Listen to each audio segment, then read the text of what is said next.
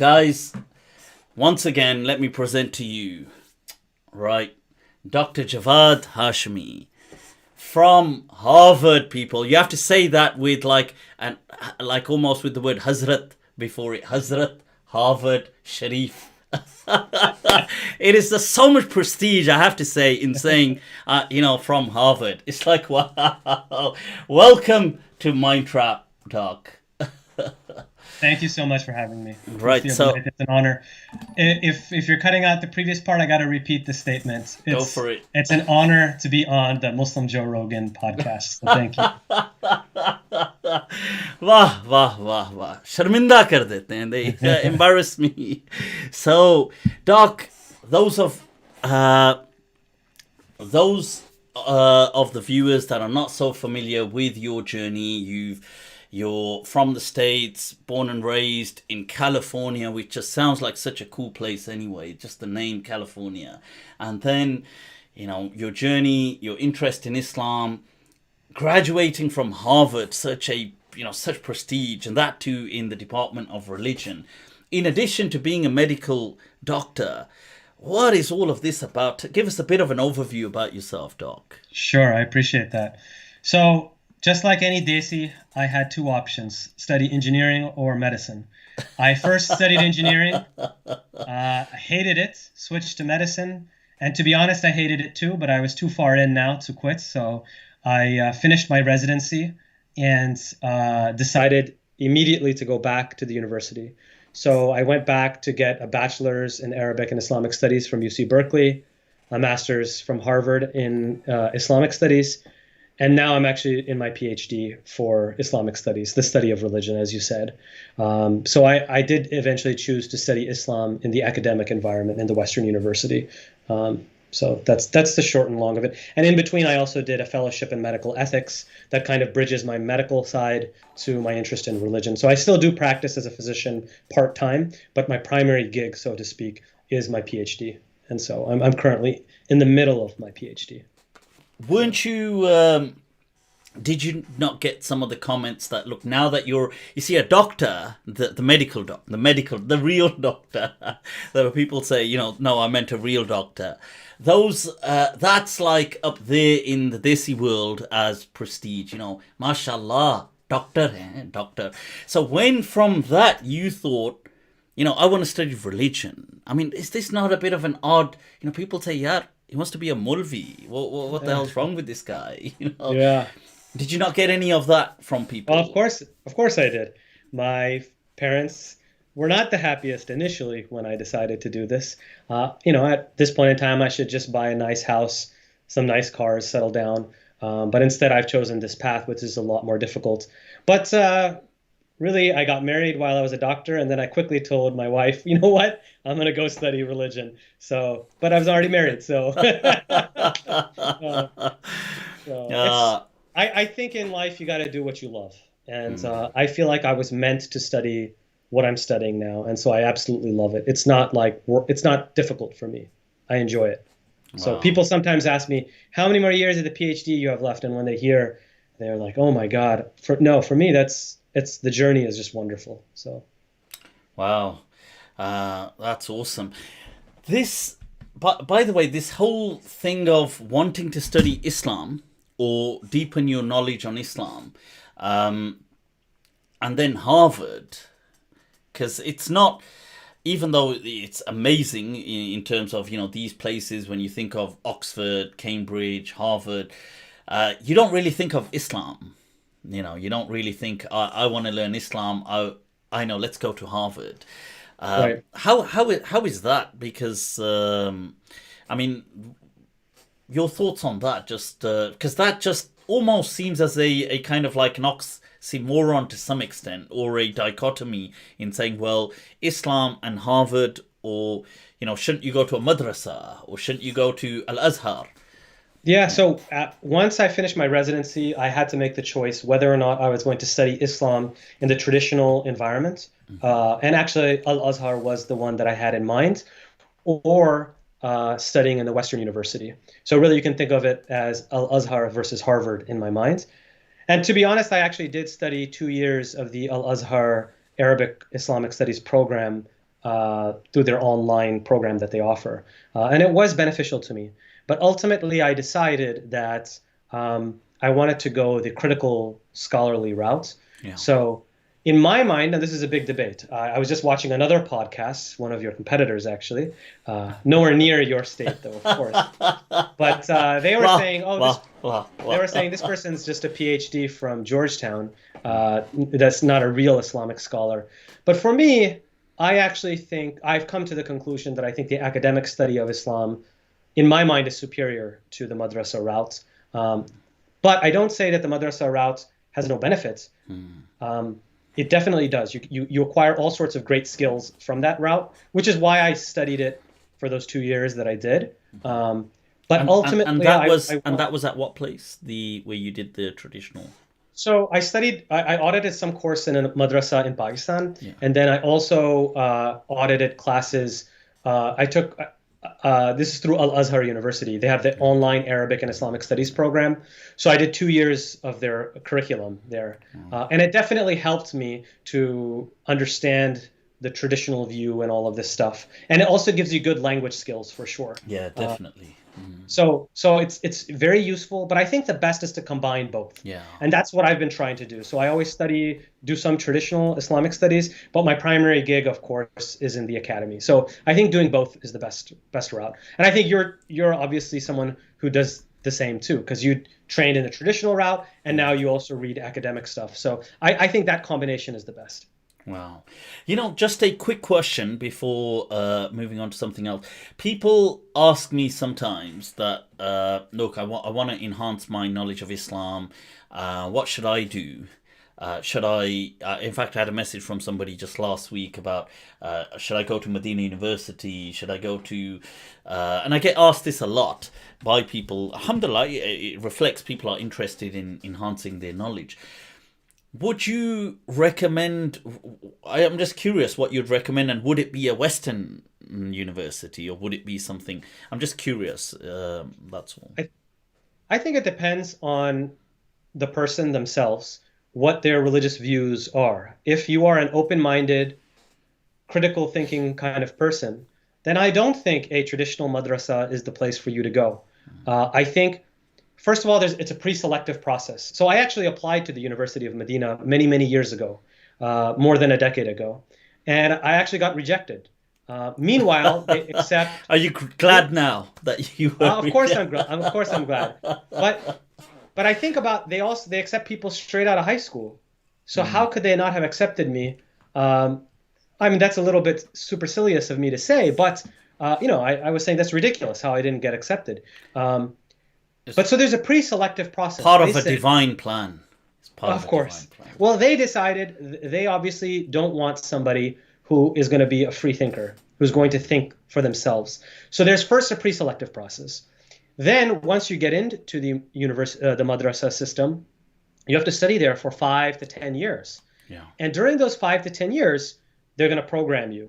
And if you start thinking differently, one of two things is going to happen. Either you're going to get kicked out, or you're going to change your views to conform to them. You're going to do some sort of taqiyya, like just go along with everything. But ultimately, and actually you had a good talk on this, I remember, about the problem with studying in a madrasa. You become very isolated from the entire world, and you don't even realize the discourses that are going on. And it's not just, by the way, in the geopolitics and what's going on sociologically. It's actually, you don't even know what's going on in the Western Academy. What's the latest Islamic studies scholarship? So I don't think a average mullah can deal with much of the stuff that's coming out of the Western Academy. Now, there are exceptions. There are some that are fantastic and wonderful. But for the most part, that's not the case. And that's why even somebody like Sheikh Yasser Qadi decided to do a PhD at Yale. Now, Yale is no Harvard. No, I'm just kidding. That's just a joke. We have a rivalry with Harvard. But that shows you that he did find something of use in the Western Academy. And I believe in that. Sorry, the mic just slightly jumped in for a little while. But, right, yep. So, just to share on that, my view as well, very similarly, is that I do feel that there's a lot of I mean, there is a lot of good in what a madrasa can provide. However, the madrasa currently is the madrasa phenomenon. I'm not speaking about a specific madrasa. Is defunct. It's dysfunctional, and it's producing malfunctioning people. So, if it was improved, worked on in a way where it taught and promoted critical thought, it would be brilliant. It still provides you a lot of, it provides you the raw materials, but it dumbs you down so much in the process. I don't know if that raw material would be any good by the time you've left. I and so I think it's not only a pre-selective process, so there's that. Then it's the while you're doing the madrasa training that there's the problem there where they either weed you out or you conform. And then even if you, let's say you figure out a way to graduate, and you did, right? You graduated and you went on. Then there's also a post weaning process where you could be 15, 20 years out, but if all, and I give your example. So I remember 15, 20 years ago, I don't know if it's 20 years or 15 years ago, or 10, 15 years ago, you were the great Mufti Abu Layth, striking terror in the hearts of Salafis, and you were the shining light of the Asharis and the Maturidis and the Sufis, and if you had stayed along that traditionalist line of thinking, today you would be a grand Mufti right now. But because you've now deviated from the thought, now suddenly you're a nothing, you're a nobody. They've disassociated themselves from you. So even though you had the madrasa training and all this, they try to say to the masses that value that training, that no, he doesn't count. Because to be a scholar, you have to have certain associations, which he no longer has. So the point I'm trying to make is that when I was making this decision, I said, what's the point of me to study there if the people who value that sort of training are going to kick me out of the gang anyways? So that's the reason why I decided against it. And that's, I think, one of the ways they control orthodoxy. It becomes a cult, and what happens is your opportunities get incredibly limited. You become strong-armed. There's a kind of it's not in your face, but there is a kind of bullying that takes place. You start to a mafioso kind of approach where, listen, you're not allowed to say this. You'll get people calling you. You'll get people telling you your ustads are now upset with you. Right. This kind of stuff. This guilt tripping. If you're looking to get involved in local Islamic communities or centers or masjids, they will start boycotting you if you start becoming different. Yeah, it is a very. Look at this, like Daniel Hakikachu. He himself, now I think he's crazy and nuts and one step away from strapping himself with bombs and blowing himself up. But he's fun to watch, though, nonetheless. And he himself said something that I said, you know what, you're quite right about that. He used to be called Ustad. They used to call him Ustad. As soon as he changed his viewpoints, then they said he doesn't even know Arabic, he's this, he's that, he's stupid. Yeah. And then he himself said, so I went from Ustad to like nothing. Yeah. And I don't think he should have been called Ustad, but the point is, I think, valid that he makes, which is that if you deviate from the orthodoxy or what's considered the main group, they're going to blackball you. And so that's why I think going to a madrasa, I think if you're going to do anything, I think studying a few years traditionally is a good idea, and then combine that with Western study. Yes, that's my private jet. Well, that Joe Rogan money. All right. Actually, somebody had asked that because your mic thing has slightly changed, if you could maybe just replug it. It might kind of. Let's see. I'll tell my pilot as well. Not at this hour. No, you're right. Again. There you go. That's right there. It came for a moment. Okay, so please, whoever's watching, please do let us know. I think it kind of, if you do that again, because it came for a moment and it's gone back to that kind of distant stereo thing. So just so I'll just telling the viewers to you do that. Yeah, I totally agree that it's a difficult thing when people ask us about the madrasa, to advise, because you look at the end product and you think, yeah, we could do without that. Is that okay? Yeah. Yeah, I changed it back. It just because of the Yeah, that's headphones, for some reason, better. That's it better. keeps changing back and forth. That's epic. Right, yeah. Now, this intellectual history, this Islamic, first of all, the intellectual side and this legacy of Islam is something that's always been very attractive to you. And, you've invested a lot in learning and promoting this. Tell us a bit about this and your interest in it, Doc. Yeah. So I haven't really put anything out publicly much yet, other than I did teach a series on Islamic intellectual history, which maybe some people would know of me from that. But that is one of my interests, is Islamic intellectual history. And it's precisely because, and this is a problem with the madrasa traditional Islamic learning system, is that I think they're gaslighting us. They call themselves traditionalists, but in reality, they only value a small part of the tradition, a very narrow understanding of what tradition is. So what I tried to do in the course that I taught is to expand our minds to see the great diversity of the true Islamic tradition, so that we can value it and know what we have back in it. So for example, they don't teach anything about the great Islamic philosophers. We're talking about Ibn Rushd, Ibn Sina, Averroes, Avicenna, Ibn Tufail. They don't teach us about, they don't tell us about these people at all. We don't know anything other than very negative, stereotypical things about the Mu'tazilis. We don't know anything about them. We don't know about the early theological groups. The Qadris, for example, the Qadarites were the first theological group, and from them came the Mu'tazilis. They were the orthodoxy back then. They were the first orthodoxy of Islam. So but they don't tell you that. They don't tell you that the Ash'ari system came much later. Yeah. Even the Hanbali system came later. Much later, yeah. And that we had this great diversity of thought. And why do we constrain ourselves to one sliver of the tradition? So, and even why do we not look at non-Sunni groups as well? So look at different Shia groups, the Ismailis.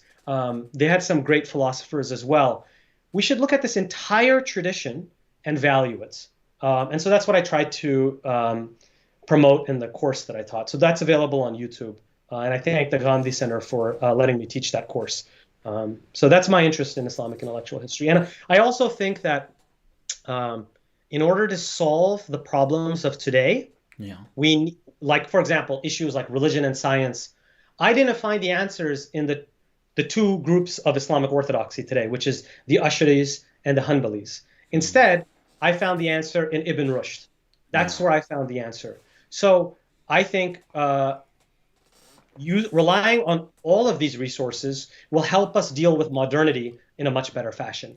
And then on my last point, I would say I also wanted to teach on Islamic modernism, which I think is a much maligned group.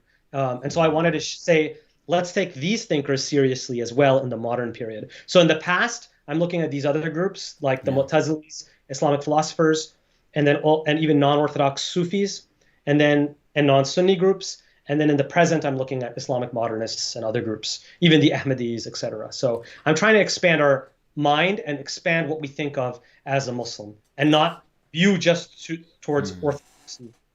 You see, but people would say the reason we're not teaching Ibn Rushd, who I often speak about and promote, or we're not speaking about whether it's going to be Kindi or Farabi, or we're not going to speak about these people, Ibn Sina or whatever, is because these people are dalun mudil.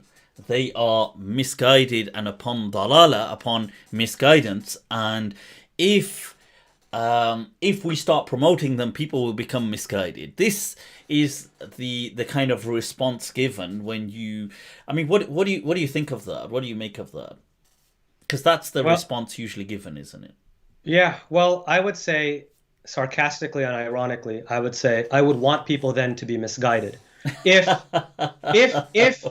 being on guidance is following what the traditionalists and quote unquote orthodoxy is doing today, if that's guidance, then I want to be misguided, because what they are promoting today is reactionary conservatism and fundamentalism and extremism. And I'm not saying that they're the same as the extremists who go and blow themselves up, but it's not a coincidence, for example. So, for example, I'm from a South Asian background. The traditionalist ulama of South Asia, the quintessential ones, are the Deobandis. Now, if you look and you go through the different terrorist groups, the majority of them are Deobandi or Deobandi inspired, or the other group of orthodoxy, the Salafis, the Ahl Hadith. They are the other group. Or if not those two, then a minority will also be Barelvi, which is another shade of orthodoxy. So my question is, what are these people teaching that it's so easy to mutate into the Taliban, so easy to mutate into ISIS? So I'm not saying they're the same. Yeah. There's a huge difference. And there's even some Reformed traditionalists who I respect and think they're pushing back against it. Ultimately, I think Reformed traditionalism is a failed project, but I myself am trying to promote an alternative vision, which is I want to channel the spirit of the Islamic philosophers and the Mu'tazilis, as well as the Islamic modernists. And I think we need another alternative. And I think the only reason why it hasn't had success is because they kill you or they run you out of the country. But sad for them, they can't do that in the United States. So I can teach my course, and there's nothing they can do. So I understand why in Muslim countries it's difficult to be more radical in your way of thinking, but now. So can't. Sorry, your mic kind of thing just bounced a bit there, and I totally agree that this whole thing of you get certain groups who they may not themselves be they're not terrorists or promoting terrorism or extremism, violent extremism. However, they create an atmosphere that can be a springboard to that. Like you're mentioning, that I'm not saying all Deobandis, for example, are like that, but yes, the atmosphere can serve as a springboard into that, as well as Salafi kind of thought. So my audio keeps cutting out. It's the jinn. It's the jinn that I'm hearing my voice back there. I took off my headphones to see if that will help. No, I think probably not. No, that won't help. Let me try. Right, medical. Just do the doctor's advice. If it doesn't work, just take it out and put it back in. Okay, it's good now, right? Good. Yep, the audio is good. I think if you do that setting or whatever, because it's good, but it's just gone slightly lower, or whatever it was. Is it not? But it's on the right setting now, though. Is it okay? I think that's actually working a bit better. So it might actually be your closeness to it. Okay. As you are a bit closer. Move it closer. Yeah. So, yep. Yeah, so this thing that you were saying, Doc, is it not do you not, you see, I've always found it such a mind-boggling paradox that on one hand, people say, you see, in Aqidah, to believe in God, you cannot blind follow. Because they say that, the hadith teaches that in the grave you will be asked, and those people who said, look, I saw such and such saying to believe this, so I believed it. And they, so I didn't really think for myself. But yet, the schools of Aqidah, like you mentioned, the Ash'aris or the Hanbalis, they say it's haram to follow any of to not follow any of their points. So you have to blind follow. Like if they say, look, we've got these 165 points. If you disagree, if you say, well, 163 on the list, I'm not really convinced. No. You have to blind follow it. But simultaneously, they'll tell you that actually you're not meant to blind follow in faith. Faith. I don't know. I've always found this quite paradoxical. Well, let's look at the consequences of this idea that they have. Let's take manual effect. Oh, sorry. It's no problem. It's all good. I don't know why it keeps defaulting to this. All right. Yeah, that's. So let's look at the. It's just better? Gone. It's gone off. It did get better, but it just switched off as you said it. Oh my god. It's saying that it's on the right setting now. Okay, so okay. So let's look at the consequences of this belief. Yeah. If you look at Reliance of the Traveler, a manual of fiqh, right? It's switched off again. Is it the Skype thing? I'm getting very frustrated with my computer. Just, we'll have to go to the screen. We go. This is a seminar about patience, and then we're like, smashing the screen. Okay. How is this? Is this good? Is this okay? You see, the only problem with this, it'll feed back my thing. Yeah. Mufti Saab. Is the feedback better, or I think it no? I think it'll keep. I think it was all right the way it was. To be fair, it's just why is it that you're moving away and it's pulling out? That's not the issue. It's nothing that I do. It's good right now. Okay. Okay. Let's try again. So if we look at the consequences of this belief on basically what they're saying is you need to use reason in order to arrive at God and the necessity for a prophet. Once you establish that, then you take your aql, you take your human reason, and you take it and you throw it in the garbage can after that. All you need is to get to that belief. And then after that, then it's just a fideistic belief. That is, you just trust the text and the revelation. Now, of course, they still use reason, but they use it instrumentally.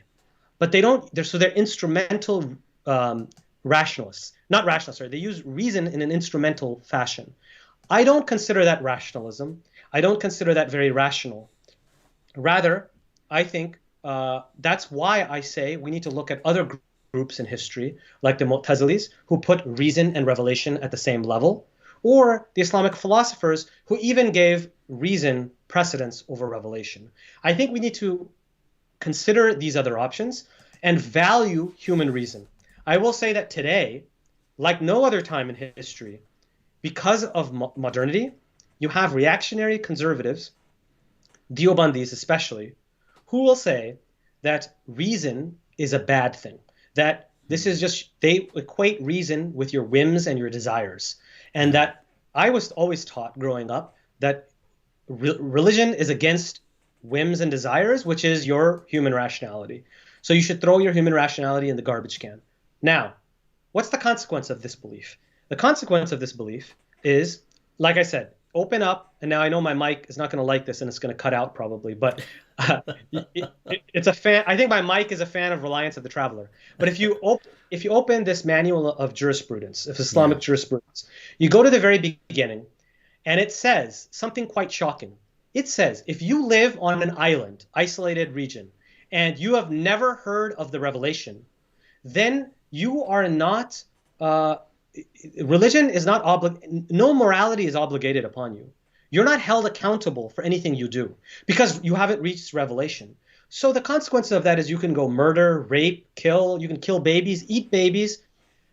And then once you get the revelation, you can just become Muslim and everything you did was forgiven without even seeking repentance for what you did. That's an absurd belief. So we need to think about this. Is this a reasonable belief system to have? And here's what else I'll say. You don't just need reason to arrive at the truth of revelation. Reason is an ongoing tool that you use in engagement with revelation. So for example, let's say I'm convinced that the Quran is from Allah, right? Yeah. It's not just a one step that I did that at one point in time in my life, and after that I never needed reason again. No, every time I visit the Quran, I am using my human reason. And secondly, if I find a verse that I never knew about before, for example, let's say, and this is God forbid, I'm just giving an example, sure. But let's say I found, I didn't see this verse. This verse actually says that humans come from an alien race of donkey Martians, right? Okay. Once let's say I never had seen this verse before.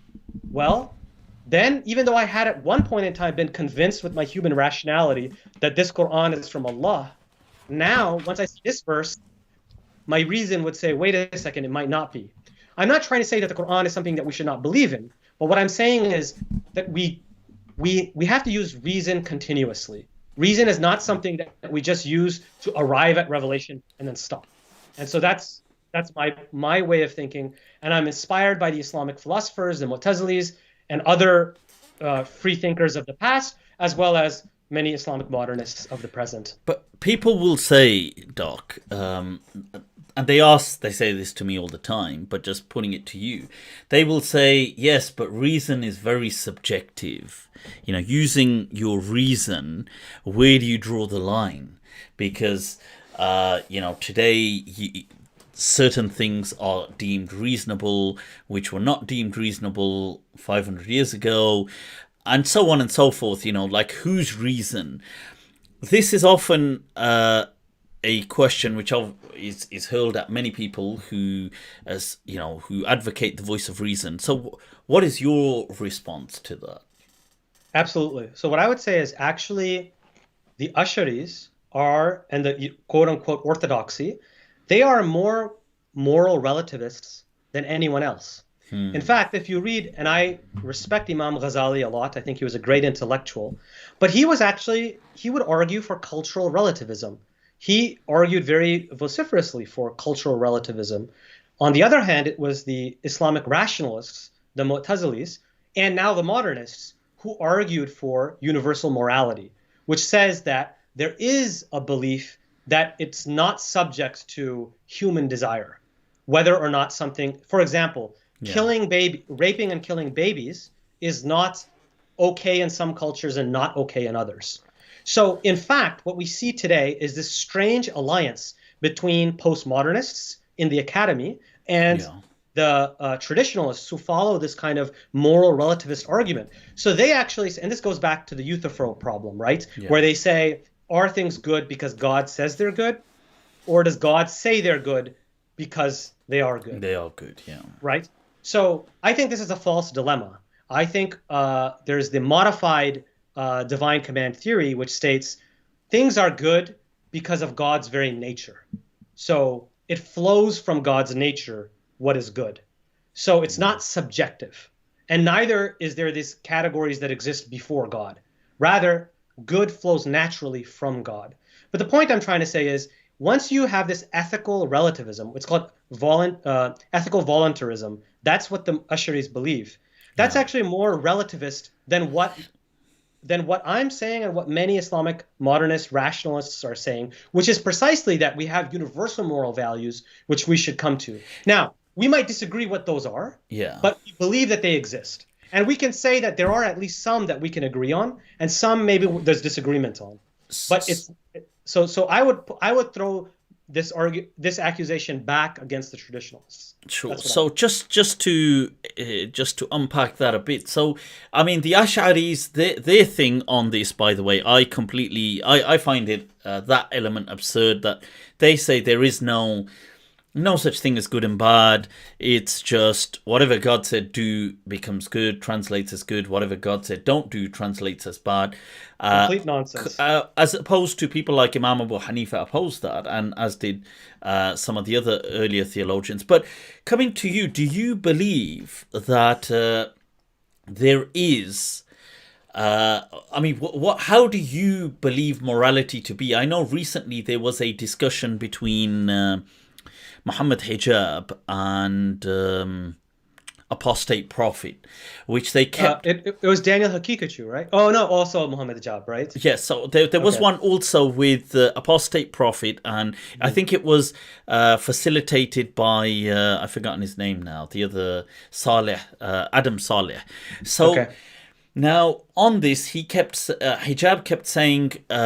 do you believe in absolute morality, or what morality do you believe in? And so he was arguing from a religious viewpoint that we have absolute morality himself. Who was arguing that? Muhammad Hijab?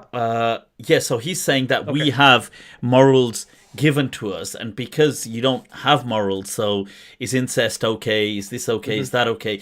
And if you say we have morals, then his point is, where do you get these morals from?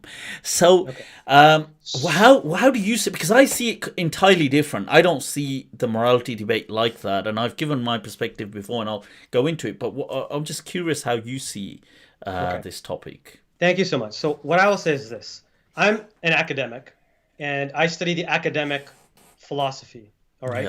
Yeah. Muhammad Hijab and these kind of folks, they are honestly acting as one-eyed, the one-eyed man is king in the land of the blind. So he has this cursory knowledge of Western liberalism and philosophy, and then he uses that to bash in the head someone like apostate prophets who doesn't know anything. So apostate prophet he's a complete ignoramus, okay? So here's the issue. Sorry. It just did that. We've got a jinn over there, people. But it's all... sorry. Yeah, Okay, so yeah. let me break down how I understand this. Now, keep in mind, I'm not a PhD in philosophy. I'm a PhD in the study of religion. And I should clarify, I'm in the middle of my PhD right now. Yeah, but here it goes again. This is so annoying for people. I apologize. Is it the actual setting on the Skype? Is it? Yeah, it keeps changing. Do you want to shut it? You think by closing it and starting it again, it might make it easier, or? I don't know. I think if it keeps doing it, maybe okay, sure. Okay, yeah, but it's okay now. You can carry on. So here's how It is. Damn it. It is. Okay, hold on 1 sec. Sure. Okay, if you want to do that, you can, and I'll just explain my perspective whilst if you want to reset it, you can do. Okay. You want to? Okay, here we go. Okay, cool. If it keeps, the problem is I think this is going to happen again, and it might be something to do with my mic. I apologize. But sure, go for it. Yeah. Okay. So here's the issue. My worldview is very theistic. I root my morality in my theistic worldview. So I am an Abrahamic believer. I believe in God. The source of my morality, it's called moral realism.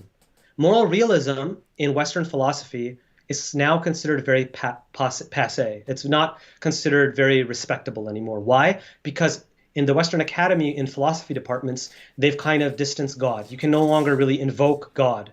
But in reality, you need God to rest your morality upon. So I am a moral realist, and I'm also a scientific realist, either a critical realist or at least a common sense realist, or at least a critical realist.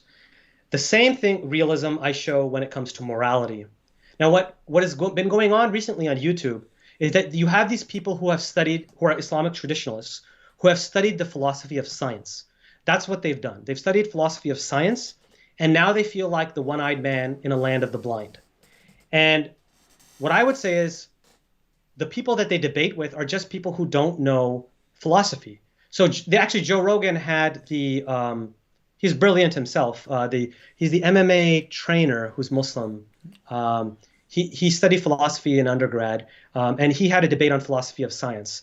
And let me just say, Firas. Yes, Firas. yes. Yeah. And I like that guy. I don't put him in I have the same boat. messaged him to get him on MindTrap. Let's see. So even though I completely disagreed with his overall viewpoints, I do find him brilliant and well-read. Okay. But the fact is that it wasn't a fair debate. You're talking to a Joe Rogan and you're having a debate. Of course, it's going to be a one-sided affair. Anyways, coming back to the point, I do think apostate prophets has no standing when he, as an atheist, says that he believes in moral realism. Where do you ground your morality in? If you just believe in evolution and biology, there's no reason to believe in universal morality. However, as a theist, I have every right to justify my moral realism in God. The traditionalist is not a moral realist in the sense that, they believe in ethical voluntarism. They believe in the idea that God is the one who declares what's good and bad, but they don't exist independently. I wanted to say, raping and killing babies is okay, then that's okay. And they do believe things. We could. This is a long debate. Yeah. No, absolutely. I mean, my perspective on this, by the way, on morality, I feel that what it is that Allah has created a fitrah. The fitra is a kind of morality instinct. It's a morality base. It's something very raw. It's like the language instinct we have. It's kind of hardwired, but it's hardwired in a way that, yes, we are prone for language, as Chomsky would say, LAD, or but for us, so there is this universal grammar, there's this universal morality, which is very simple, as in the components are: one, we recognize harm, we can recognize hurt, and then there's empathy. So these two kind of core components, what they do is they allow, like when we recognize hurt and suffering, there's an element of empathy that kind of makes us think, oh, like, because we can empathize with it, we don't want to afflict it. Now, we then add the rest, the way we learn a language, we add the rest onto it. So I feel that, so that's the fitra, that there is this core kind of compound, but it's built upon in our environment and our age. And we kind of, and I suppose I will kind of also argue, and I suppose people would disagree with this, that there is this kind of collective consciousness of the age that does, I do feel I believe in a kind of collective consciousness, which kind of also tweaks our understanding of things. But that's how I see it. But yeah, so it's. I mean, I agree with a lot of what you said. I think at least it's plausible. But what I would just say is that I think you can very confidently say that we ground our morality in God, because God is the source of our morality, and God would not, put in us these instruments for us to be misguided. Why would we have this intellect and this this feeling of moral consciousness if we weren't supposed to follow it? So you can feel rest assured that this idea of moral realism is very much justified in our belief in God. And this idea of problematizing it based on this cultural relativism, in my mind, is the zeitgeist of the age of atheism that now these traditionalists are using, which is quite sad, actually. This is the most irreligious. In order to counter rationalists, believers, they're using the most irreligious kind of arguments from postmodernists and using it to hit rationalist thinkers over the head with. So I think that's quite problematic. So that's what I would say on that. But would you feel that the morality is God-given, as in the whole? I'm not just talking like how I said a base, but the actual. So let's say, do not steal, do not do these things. Like God has given us that, like taught us that. Are you saying God has taught us, or He's just told us, or how do we recognize these things to be wrong? I'm saying that these ideals exist in this kind of metaphysics. Oh my God. I don't even know how you're going. And now it's all. The only other option I have is it's good right now. It's okay. Good. I think it just tries to pick it up. So, what I'm saying is that the ideals that of morality, they exist in this kind of metaphysical space out there somewhere, idealized in God, in the Godhead, in the mind of God, so to speak. We only can ever approximate those ideals of morality, and we try to approximate them as best as we can. There's some ages in which we approximate it more than other ages based on certain factors. So the quintessential example, for example, is the idea of slavery, right? So somebody could say, if morality is universal, why is it that only up until very recently society said slavery is wrong and bad? And that is kind of used as the trump argument for moral relativists, cultural relativists. I would argue that historically, people have always known that slavery is bad and it's not a good thing. Muslims knew that. They knew that slavery was bad. Why? Why do we know that? Because they were against Muslims from being taken as slaves. It wasn't the issue that they didn't recognize that slavery is bad. It's that they didn't recognize the full humanity of the people they denied that ethical ideal to. So they didn't recognize non-Muslims as fully human. So therefore, they didn't extend this courtesy to non-Muslims. So for example, if you study the ethics of war and peace, which is what my dissertation is on, you will find that Muslims actually got it very much right when they were talking about intra-Muslim war. They did say that you shouldn't take them as slaves and this kind of thing. So they just didn't recognize the other, and that blinded them to the fact that we should extend this to other people. So they did recognize that slavery is bad, and they didn't want it for themselves. So I think that's enough indication to say that, yes, they did recognize it, but they were blinded to it. But are you stating, Doc, like, let's say now, let's take something as, let's say fornication or drinking alcohol. Now, are we saying, is this, if I understood this correct, this is a moral ideal, each one of these?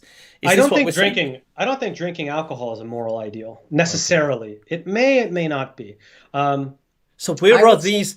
Because when you're saying these morals are in the mind of God, or they exist with God. So what do you? I take it. Do you mean by that, like, there's a whole long list of do's and don'ts? So what I would say is, like, eating pork, for example, in my mind, is not violating a universal moral norm. That is a specific ritual practice of the Muslim Ummah that our Prophet legislated, or the Quran legislated. That is not a that's not a universal moral ideal. So if you are a non-Muslim, in my mind, I don't think that God will hold you to account for eating pork if it's not in your religious belief system. I don't think you'll be held liable to that. Meanwhile, I think that's radically different than going out and raping and killing babies. We can all agree that that is morally wrong, even if you have no religion or you have a different religion. So I think we need to differentiate between ritual law, and moral law. But let's say, natural law. Sure, but let's say robbing people. Now, like, this tribe goes and robs that tribe and brings their goods. This is obviously something, many pre-civilization is something essential as a survival tactic. Now, right, is this, when you're told, okay, don't do certain things, do you think this is something human beings are learning, picking up? Is this something God has? Because the issue comes here that God has legislated different things for different prophets. So is God's morality then changing with time? So first, I just want to clarify, I'm not a moral philosopher, so I don't want to get too deep in the woods here. But what I would say is, I don't think morality changes in the sense of, I'll give you an example. So in the Quranic story of Moses and his people, they're being persecuted by the Egyptians and the Pharaoh. In the Bible, what we have is then they flee Egypt and they go to the Promised Land, which is a different land. And no, just carry on. It's picked you back up as you speak. Yeah. So in the biblical story, they go and conquer another people and kill all their women and children. That's how it's narrated in the story. In the Quran changes that and says that no, it seems to imply that in fact the land that they acquire is actually the land of Egypt, the same land in which they were persecuted. The reason is the Quran is correcting this ethical ideal and saying that no, it violates God's law that you can kill innocent human beings and aggress against neutral third-party people. So the Quran is re-articulating the story. My point is that, I think they got it wrong, the biblical story, but I don't think God himself would ever have allowed for people to go and kill innocent people. So that I don't think can change. Morality cannot change from these universal moral values. But what can change is, like, ritual laws can change with time. And we could also reach closer to the ideal, approximate that ideal, moral ideal. We can get closer to acquiring it. that's what we can do. I mean, sure. I mean, that's and you've highlighted that this is not generally, you're not philosophy of morality is not something you normally Right. delve into too much. But so just, I mean, just to, I know some of the people had said in the comments that my perspective on it is that these things are very fundamental, as in, because we see it in animals as well, we see it in primates, that they have a sense of justice. There is this thing of the virtue of justice. You can read up the studies amongst primates in primatology, and you'll see that they sense like things like taking revenge, and they will take revenge for siblings and family members from other within the same tribe when monkeys violate each other. So so there's been studies. So for example, this female monkey went and after an X amount of time went and attacked one of those monkeys who had then previously attacked her brother. And there was, but that it there'd been a time lapse, and it was a sense of revenge because they felt justice, and there's other things as well when monkeys feel that they're being treated unfavorably when a particular monkey is being given. So the study where they were giving one monkey grapes and they were giving the other one, first they were giving them the same, and then the other monkey gets grapes and he just gets, I've forgotten what they were feeding him, but he sensed it was inferior, so the monkey would refuse to eat until it also gets what the other monkey eats. So I would have thought that when Allah says about fitra that He has built in these core very raw fundamentals, and we then obviously we have it more elevated than how primates have it, like monkeys, but we then just build upon it within our environment and so on. But yeah, that's just to clarify. I think you're onto something. What I would only caution against is the idea that what someone could easily say in response to that is that monkeys and animals, they do all sorts of other things like kill the runt of the litter, they rape, they do all sorts of things. So also what this would indicate is actually that our morality is based on the evolutionary process. Yeah. And that therefore you can't really arrive at this theistic idea. But what I would say is, I agree with you. I think that our morality may have evolved in an evolutionary manner from a mechanistic standpoint. But what religion does for us, it allows us to say, we actually believe this is how God intended it to. Yeah. And we use this language of symbols, metaphors, and parables to understand this phenomenon and say that from a theological standpoint, we believe that our morality is rooted in God. And that's, I think, the necessary step that you need to make, which is saying that our morality is rooted in God, because otherwise it's just through evolution. Because so that's the only thing. Because my thing would be that obviously, I mean, unquestionably, humans have come a long way from even from an evolutionary point. So even if they share commonalities of concepts of, let's say, ethics, or not ethics, but some morality in primates, human morality would be so much more developed. It wouldn't be just, but I feel this morality thing, even with primates or animals, it comes down to this thing of, I think there's those two key components. That one is we can discern what hurting is and harm, as in pain, and we can then empathize because we then have a greater empathy. Now, what happens is, I feel with humans over, millennia, there's at times it's not that we can't empathize, but our empathy hasn't, like, when we don't care. There's because the other needs, the instinct for power, the instinct for other things, override our empathy. So it's not about raping that people wouldn't know. Like, let's say a woman is crying, they would sense the empathy, but the instinct at the time would override it. So they just wouldn't care. They'll block it out and they'll just do what they want to do. Or if you were saying about killing someone, if you said about killing children, it's not that the cries of the child, they don't register it, but they would just block it out and just go ahead with the attack. So I feel over time, and the other component that I add, which I suppose is a bit maybe a bit woo-woo to people is the fact that because I believe consciousness is the ruh.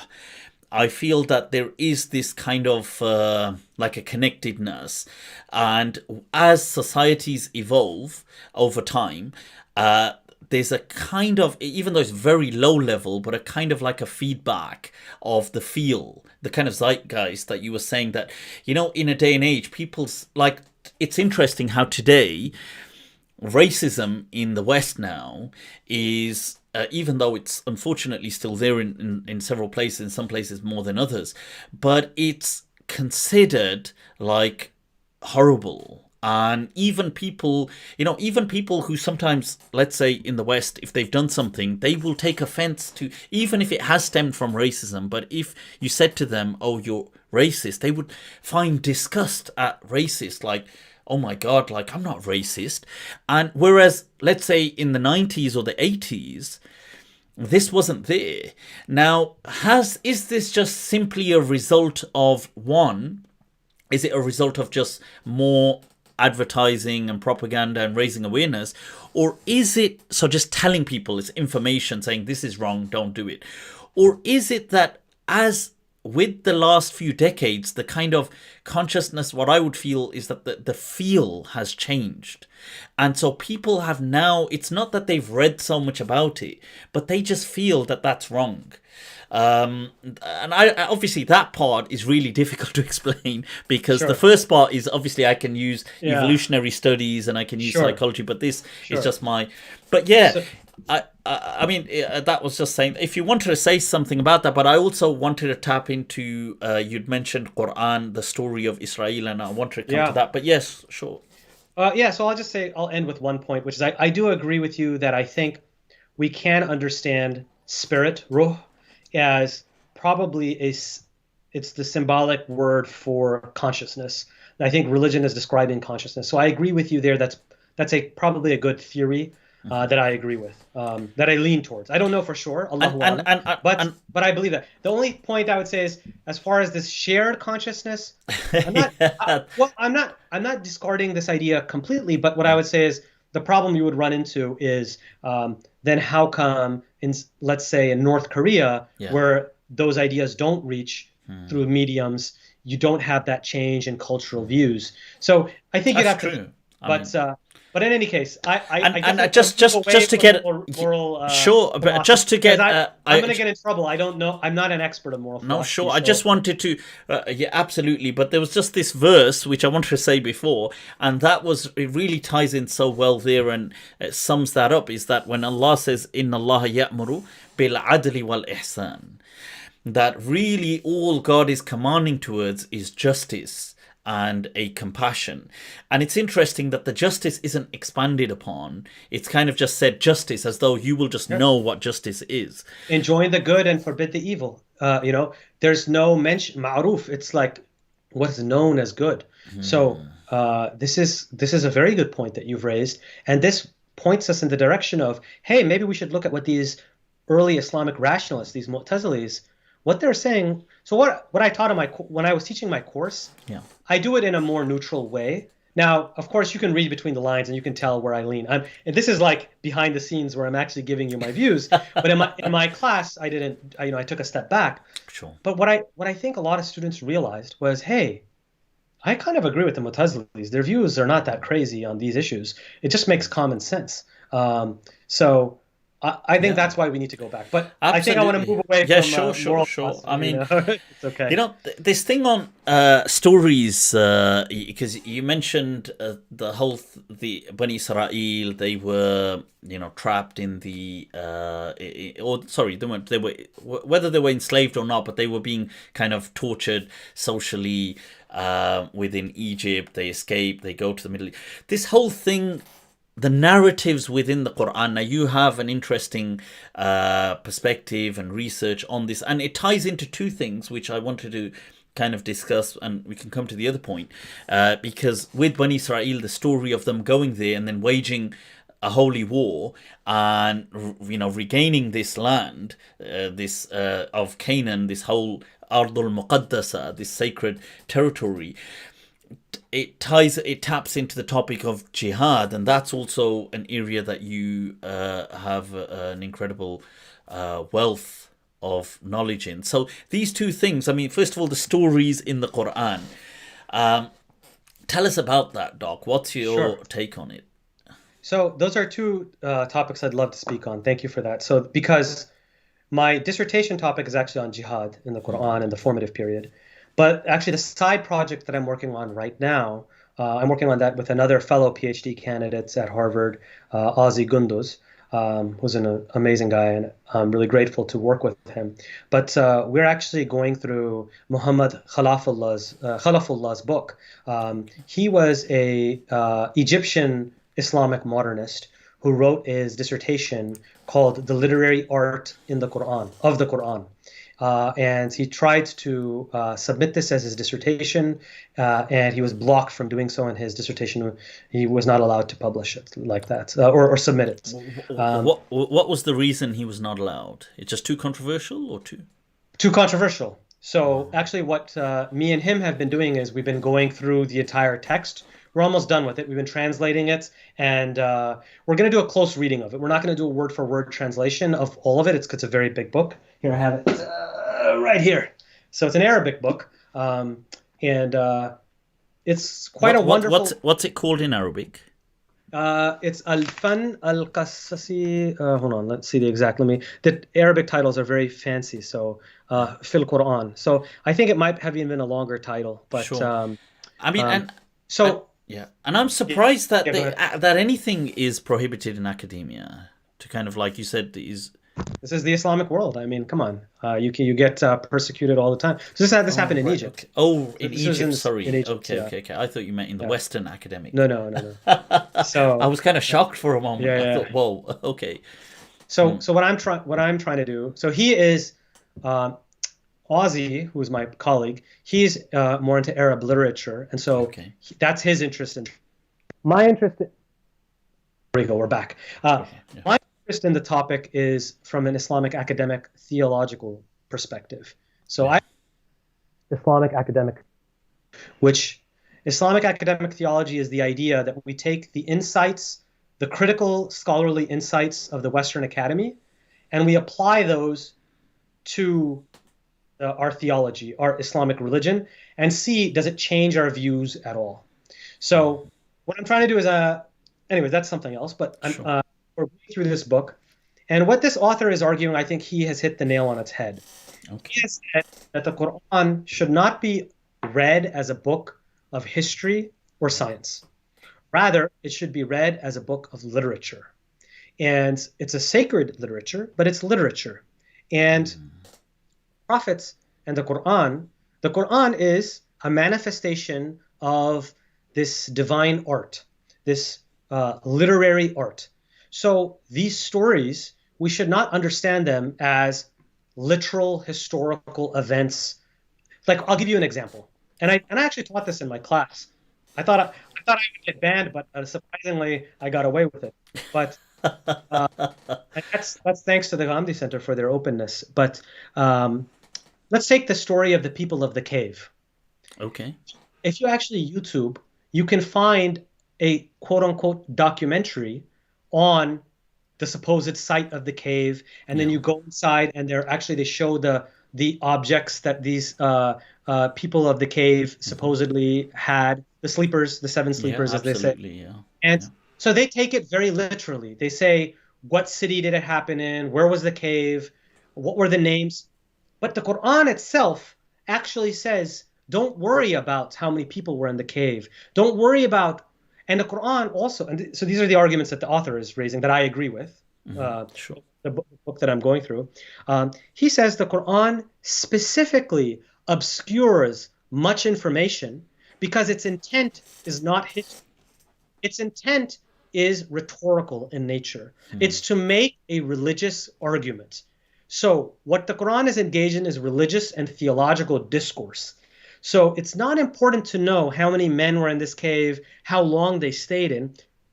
And furthermore, we have indications that these are legendary stories. Now, legendary story does not mean that it didn't happen at all necessarily. That's a possibility that we leave open. But usually what a legend is it's a dramatized, there could be a historical figure. There may or may not be a historical figure or event, and then it's dramatized in a certain way in order to universalize that event and to get certain religious teachings out of that. And so this is what the Quran is engaging in. So when we look at it as historical, literal historical and scientific stories, we are actually misreading the Quran. God says in the Quran that he strikes parables. These are parabolic stories. And this is where I go back to my thing about Islamic intellectual history. I do think that the Islamic philosophers were correct. That revelation. Yep, carry on. Sorry, it should pick you up as you speak. Okay. Religion and revelation use the language of symbols, metaphors, parables, similes, poetic language. This is the language that religion uses. Yeah, I mean, so we should not understand it in a literal, scientific, and historical manner that unfortunately our traditionalists today understand it, and they look quite silly. So I'm going to end on. I'm sorry, I'm going on a rant. No. I mean, I'm in the Western Academy now, and we have certain Muslim colleagues of mine who are very intelligent and everything. But I mean, if you believe in the literal occurrence of many of these stories, and you take the stories so literally, I mean, what can I say? You look kind of silly when you do that. To believe in, after we have all this evidence now that these stories, first of all, where they come from, how the Quran re-articulates them, and how they couldn't have happened that way. For example, the flood. The flood could not have happened, and the way it's now. What has been happening recently is that we have moved in this scientific direction where we say, okay, well, the flood was not universal. And actually, a very respected scholar who I like said, who told you that the flood was universal? It was localized. And I agree, this is the overwhelming argument that many reasonable people are making nowadays. But I would push back, and I would say, I would take Ibn Rushd's view. Ibn Rushd was actually a literalist when it came to the metaphors and symbols and parables and stories of revelation. He said to be carry on. It should pick you up. Sorry. So they are not meant to be taken as metaphors. Rather, they are meant to be understood in this way. But that doesn't mean that's because that's the vehicle that religion uses. So it's a story that's. I'll give you an example. So if you read the Quran, you cannot but fail to come to the idea that it does seem to be depicting depicting Allah, God, in a somewhat anthropomorphic way, right? Okay. You have to use all these mechanisms. So even though I'm a rationalist believer, I actually would say maybe what these Ash'aris and even these Mu'tazilis are doing by saying, no, this is a symbol for this. But actually, somebody like Ibn Rushd would say, he would actually say, no, the Quran intended for this anthropomorphic image so that the masses could relate to this unknowable God. Now, Ibn Rushd would say that's not the reality. We know that. So actually, Ibn Sina, Avicenna, he says that the Quran likens, the revelation likens God to a king. Yeah. Why? Because it's not that God is literally a king, but it does want the average person to think of God as a king, because that's something that the awam, the masses, can understand. The vulgar, especially in that day and age. Yeah, and of course. I would say even today to some extent. But what I'm saying is, how that's just a symbolic language that speaks to a higher truth, which is the idea that God is transcendent and different than. And then what Ibn Rushd would add is that the Quran itself includes the hint, the dalala, in it of this higher truth. So, for example, the Quranic verse that says, there is nothing like unto him. So I think this is a more sophisticated way, and it's a more systematic way of understanding Quranic stories, the ideas of miracles and all of these things that we now know in our scientific day and age we can no longer believe in. This will allow us to make what I call a Bultmannian leap. Rudolf Bultmann was a Christian theologian who had to argue that we have to demythologize the Bible in order to understand it for our day and age. I think we need to make a similar leap today, and it's a systematic leap. You just have to bite a bullet. Once you bite the bullet, then you no longer need to have this, what I consider ad hoc, constant need to say, well, what is this? So what do we do with this miracle? What do we do with this issue? What do we do with this? We're constantly having to face these issues. Put the whole thing as a literary piece. Understand it as a literary art, and a sacred literary art, and understand that religion and revelation use the language of symbolism, parables, metaphors, legends. This is precisely the language of religion, and this is a beautiful thing. We should not minimize this. Yeah. Last, I would say, higher truth. This is a higher truth than scientific truths. Actually, we have the inferiority complex where we think, oh my God, evolution and Darwin and science, these are true and real. And now we have to make the Quran, reconcile it with that. Now, I, of course, wholeheartedly believe in evolution as a scientific fact. Scientific facts are actually inferior to religious truths, metaphorical truths, deeper truths. So and that's what religion does. So and I would just close on this. For example, human evolution is based on the idea that we came from a common ancestor, and that it was just random chance and mutations and natural selection, and then humanity was created. And it wasn't even created. It could be multiple forerunners. Like it may not have been from the same human being that we came from. If you believe in that idea, which there's your private jet again. Is it? Oh, yep, it is. That's what's catching the mic. I got to tell that pilot to stop taking. Joyride. I know.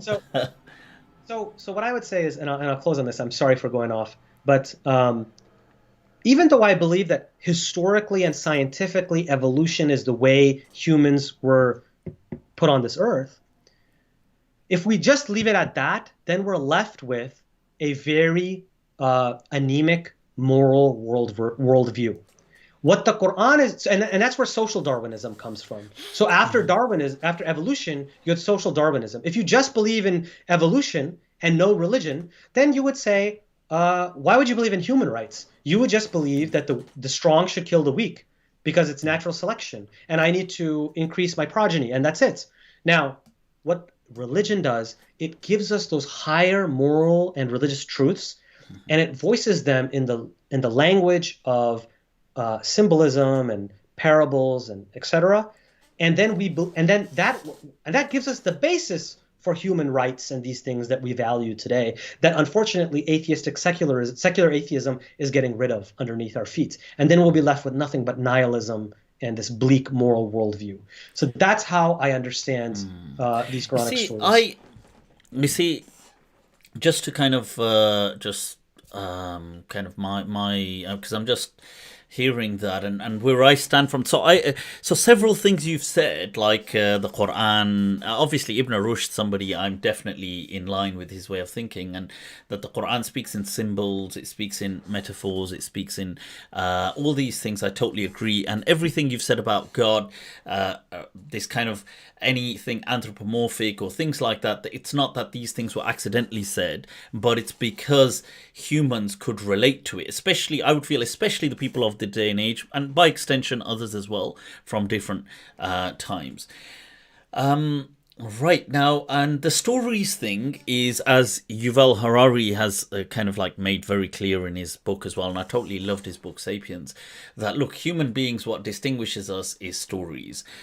And I totally agree that that is true, because the stories, they carry much more than what people think. When we say stories, it sounds like a bedtime story, but it means myths and psychosocial narratives and everything, entities like that. And I love the example he gives where he says, he says, if you put in one of his interviews, he says if you put a monkey on an island and you put a human on an island and you had to bet on who would survive, he says I would bet on the monkey. The monkey would outsurvive the human.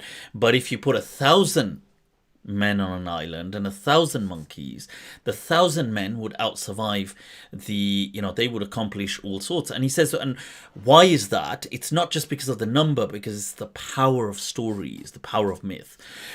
Now, okay, so with that in mind, coming to this, you see, so the stories in the Quran, and I have said, by the way, in my Monday Nights with Mufti and repetitively, that scripture is more kind of art in many ways. I've said that I do agree with that understanding, and Karen Armstrong speaks of the art of scripture.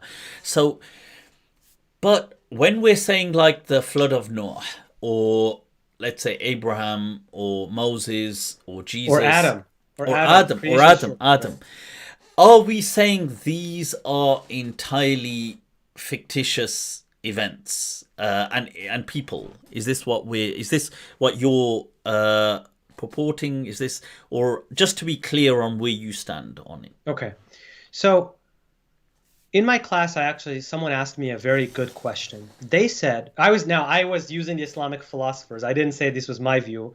But right, sure.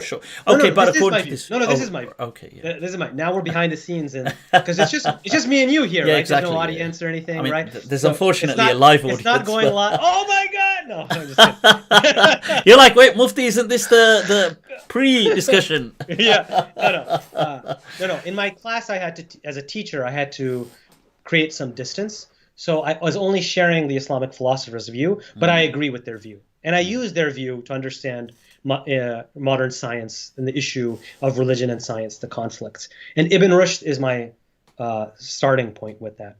Now, what I would say is, one of the students in my class asked me, they were very open-minded, and they said, this is very convincing stuff, but what about the danger of just thinking of everything as metaphor, and then wouldn't you destroy all of religion in that way?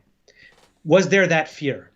And what my response was that the opponents of the Islamic philosophers, they said that's exactly what these philosophers are doing. So it's not like it was a theoretical thing. They did accuse the Islamic philosophers of destroying all of religion in this way. I disagree. So even though I acknowledge that fear, I would respond as Ibn Rushd said. So let's take a very standard example. The description, and we have to work on these answers. No, just carry on. It'll pick it up. Okay. So we have to work our way through this. So let's start with something that maybe we can get more buy-in from an average Muslim. Yeah. Let's talk about the descriptions of paradise and hell in the Quran. Now, no, the reason I was going to say that is because the thing of paradise and the afterlife, I've already in much detail said that, look, the afterlife is all symbolic because the texts say we can never fathom. Yes. So that part I'm very clear on. Let me do my build up so that I can land the plane where I want to. So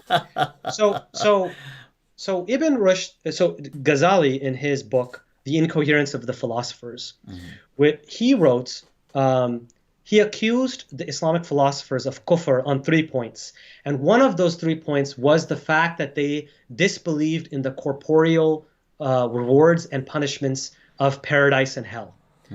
Ibn Rushd responded to Ghazali. And even though I think Ghazali is brilliant, I do think Ibn Rushd's response was superior.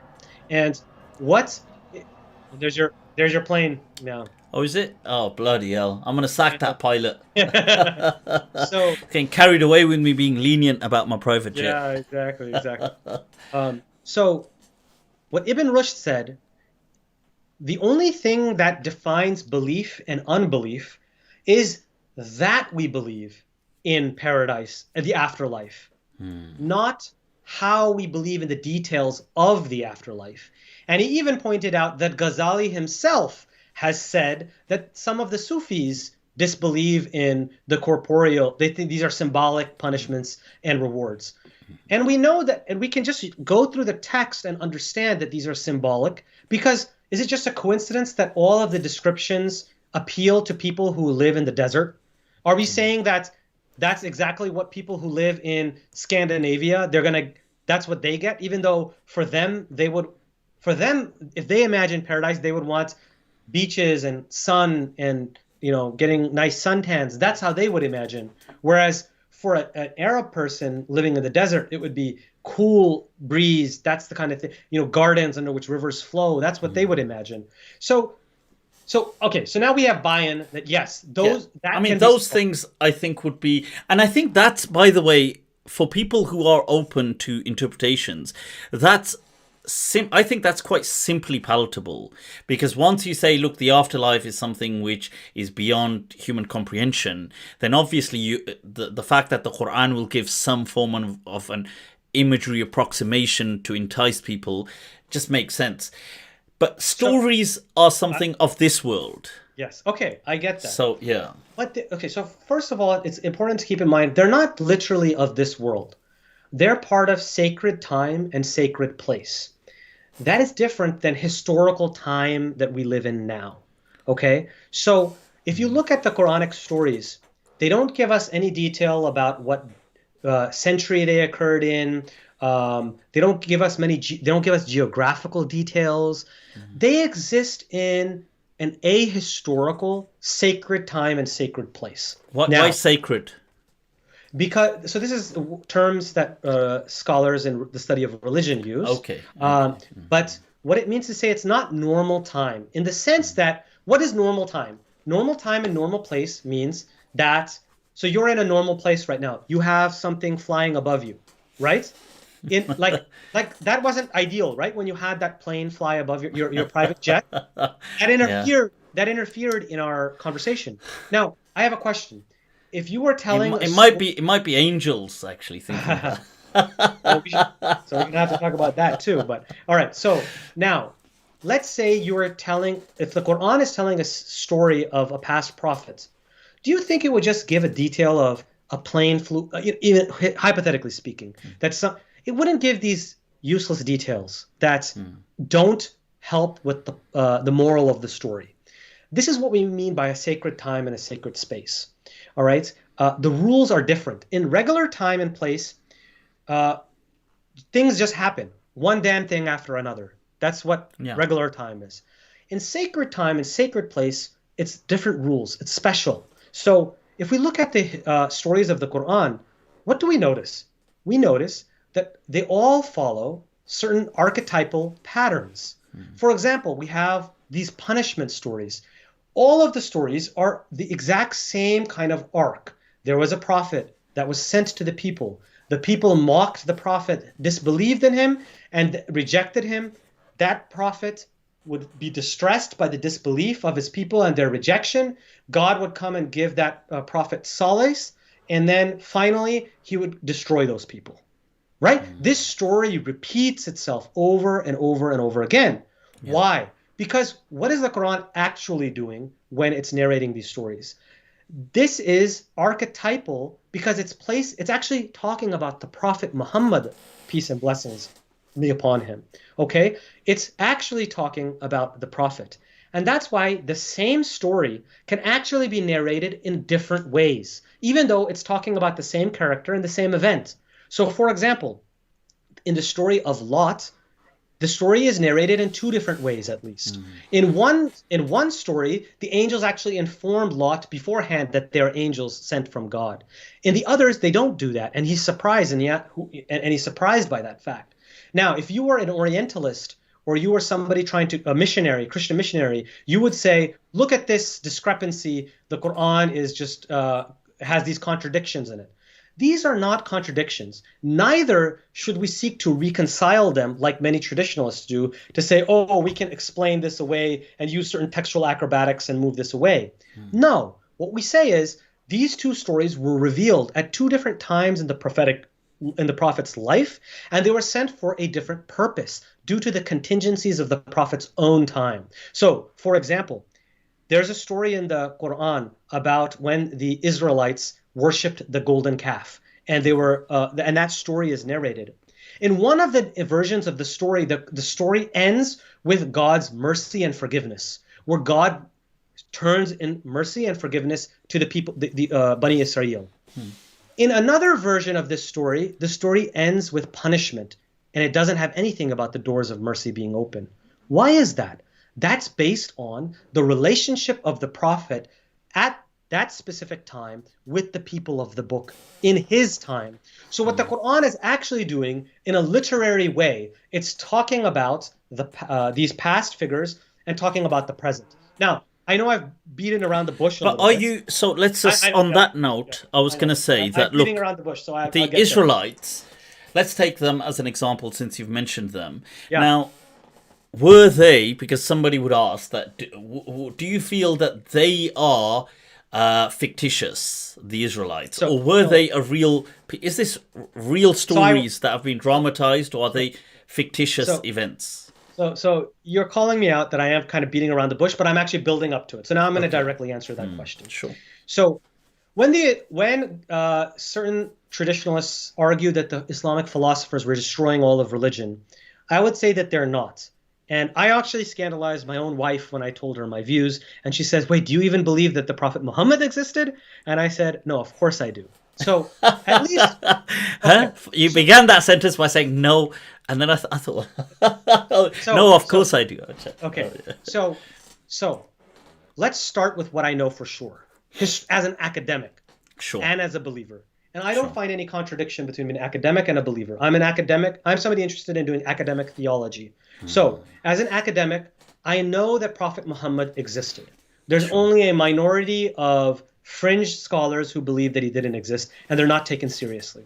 We know that Prophet Muhammad existed. So I believe in that. I also believe that Jesus existed and that Jesus was crucified. Okay? So I believe in that. Now, the question now is, do I believe, what you're asking me, do I believe in all of the past prophets and all of these events have some basis in some historical kernel? Yeah. What I will answer is, first as an academic and then as a believer. So let me answer as an academic. Academic hat on first. Go for it. Yes. As an academic, I would say the further back you go, the less and less we can be sure that they existed. So as a responsible academic, we can believe that Prophet Muhammad existed, and we can believe that Jesus existed. Only fringe scholars believe otherwise. But that's just to kind of like anchor that in. But that's simply saying the reason. I mean, I'm not just restricting this to academics, but historians or anthropologists. Yeah. Because they're saying, well, there's no evidence. Like we don't have. I don't know, a coin, or we don't have anything with Moses on it, or we don't have anything of his, not with somebody having written it about him, but we don't have something of Abraham, we don't have something, but have we had it, we would have then believed, but there's an absence of evidence. Well, what I would say is that you get into the fog of history, because before a certain time, you don't have written history. So it's very hard to penetrate that. And so then you get into, but before I answer the direct, I'm sorry, I just have to work my way to it. So I've already told you, but I'm making progress though. No, right? you are. So we know that Prophet Muhammad existed. We know that Prophet Jesus existed. Okay, we can say that for certain now. But the Quran does mention stories of Jesus, so that's a point as well to tie. Okay, so then let me respond to that then, and say that even though I agree that the historical Jesus existed, the stories in the Quran about Prophet Jesus are definitely dramatized, and they're told in a literary way. Now, the author, the book that I'm reading, the author, Khalafullah, he says, he brings up a very good point. The Quran mentions that the infant Jesus spoke in the cradle. And yet the Christians deny this, right? And then he says something. He says, and yet the Christians we know are the most who exaggerate in the miracles and actions of Jesus. So if they didn't relate it, that's a pretty good argument that it didn't happen. Okay? And then let's just think about this a little critically. if Jesus really did speak in the grave, in the cradle, don't you think people would then have believed him? I think we should take a stance of common sense here and say that if he spoke in the cradle, people would believe in him.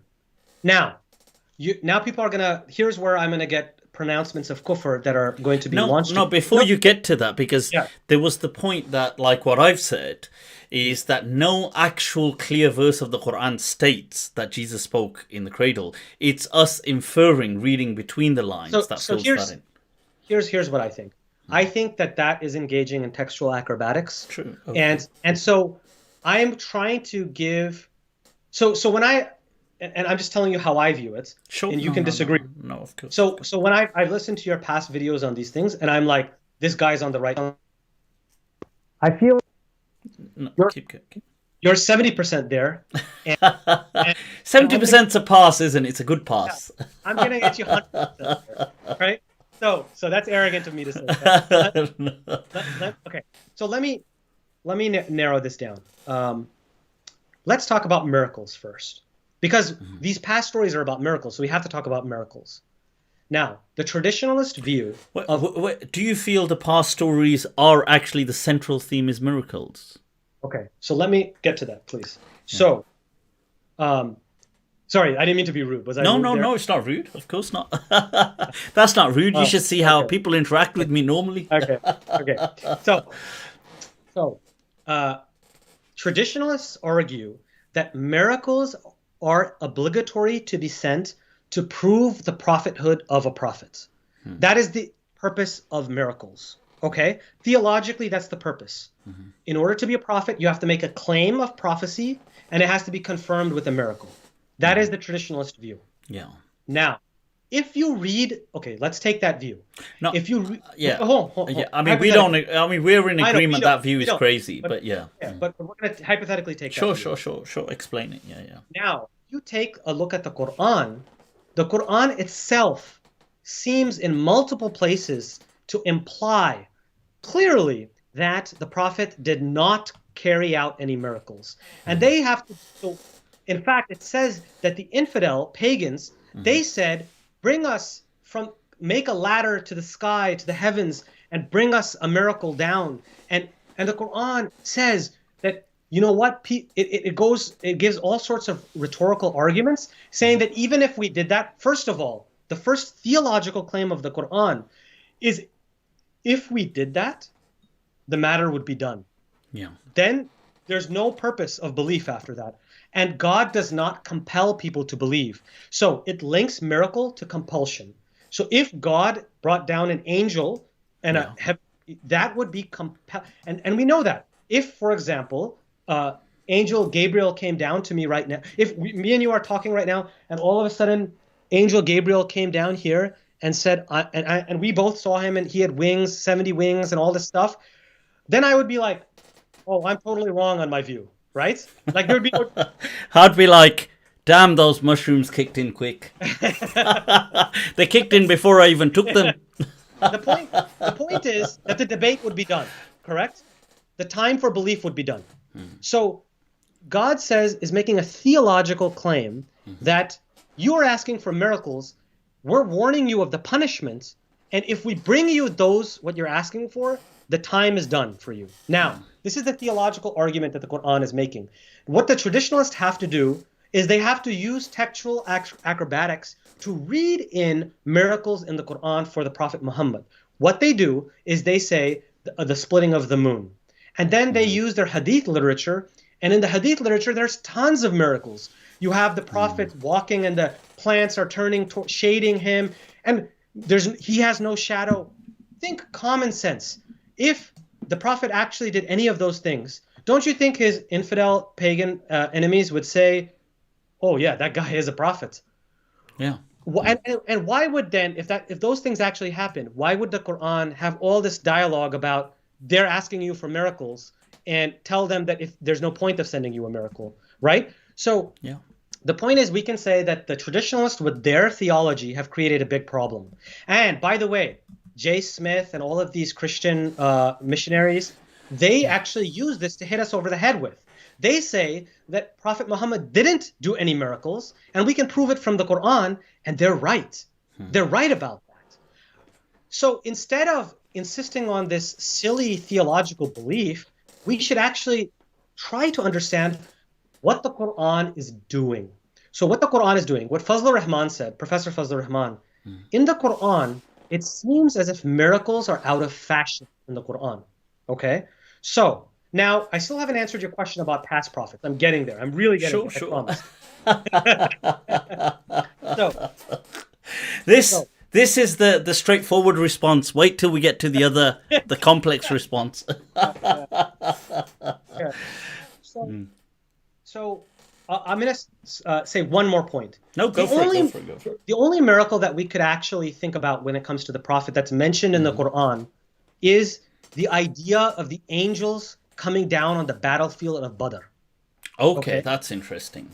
Right? Now, our author, Muhammad Salafullah, he talks about this.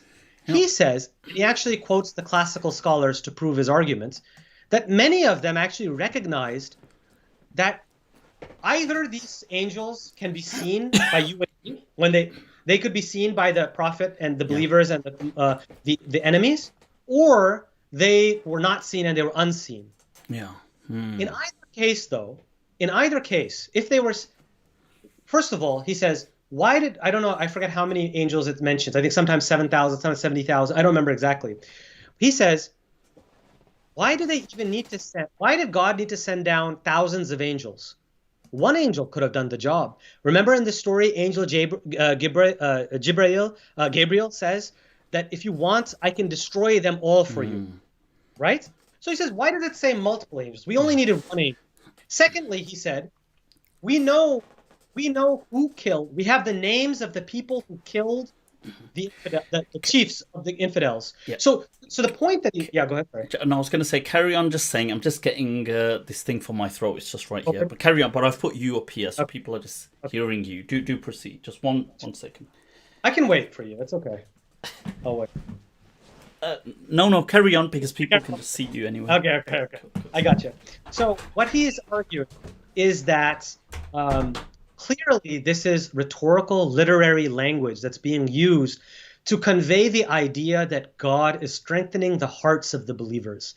And it's using literary, artistic language to do that, which is the idea of sending down angels on the battlefield. That doesn't mean that literally angels came down on the battlefield. It means that God strengthened the hearts of the believers. So now that we've understood that the Quran does describe something that's a miracle in the lifetime, it may not be a technical miracle in the technical Islamic sense, but it is a kind of supernatural event in the Quran that the angels are coming down. And we can see that it's using a literary description and that it's not something to understand literally.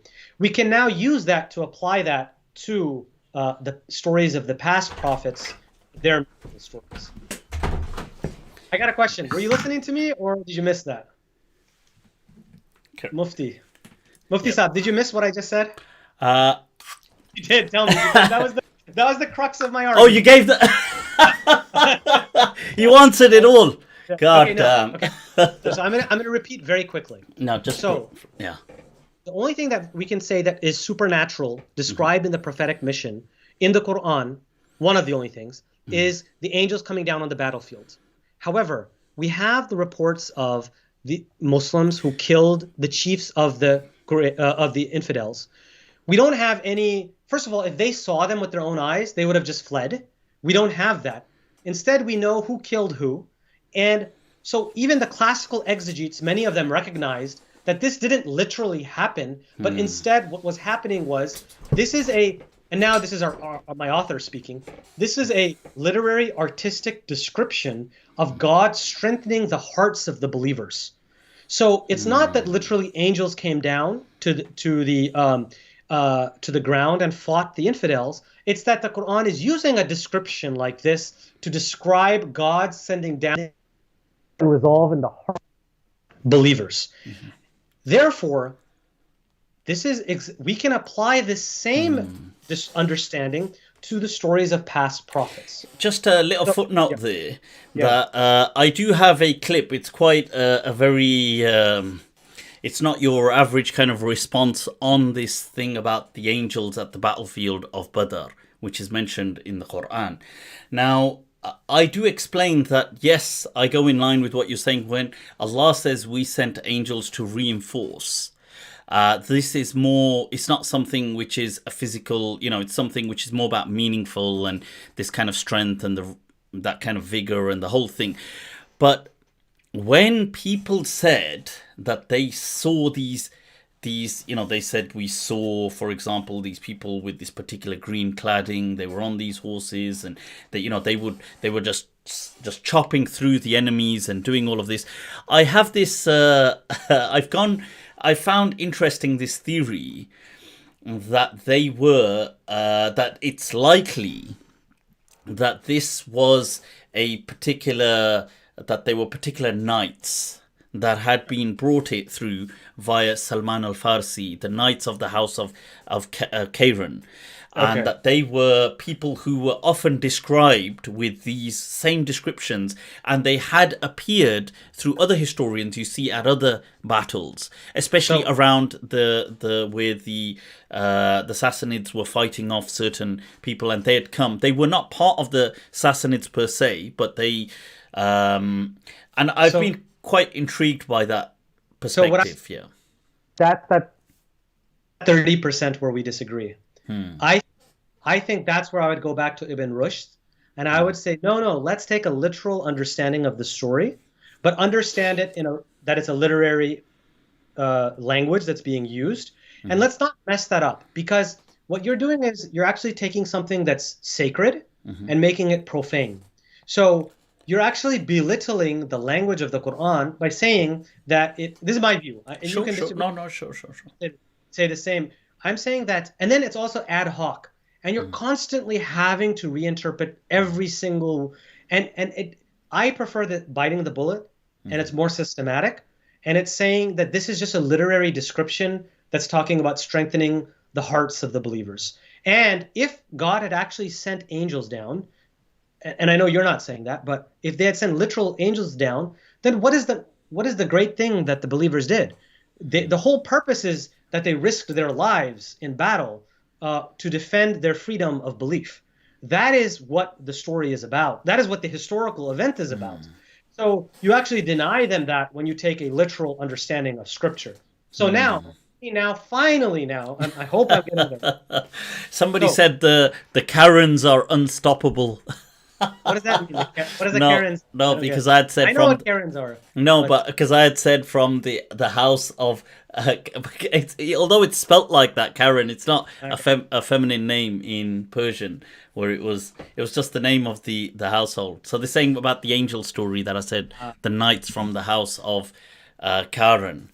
So how am I doing as far as audience? Are they hating it, or are they liking it? It's all good. I mean, people are finding it intriguing, and some people finding it interesting, and some people finding it, as you'll get the normal questions.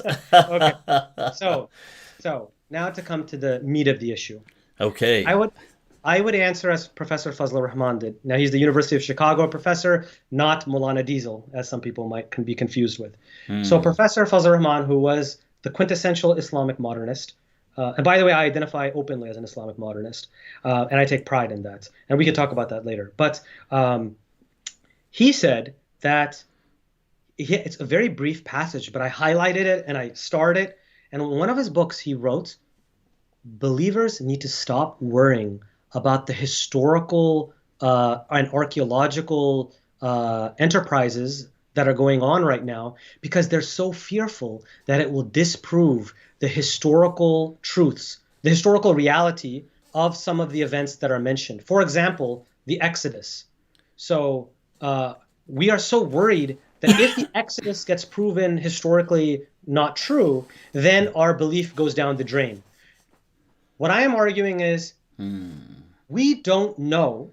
What we know for certain is that Prophet Muhammad existed, that Jesus existed, and that with Jesus, alayhi salam, he had the way the Quran deals with the story is in a literary way, and it actually is. We should focus on what the Quran is doing as opposed to just what it is saying.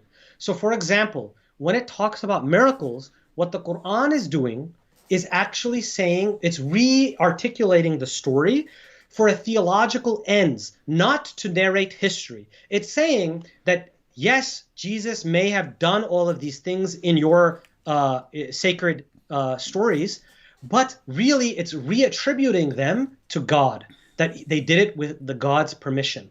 So if you take a literary lens, you no longer have to say that this is historically what the Prophet is doing and the Quran is doing. It's re-articulating these stories in different ways. Are they just stories?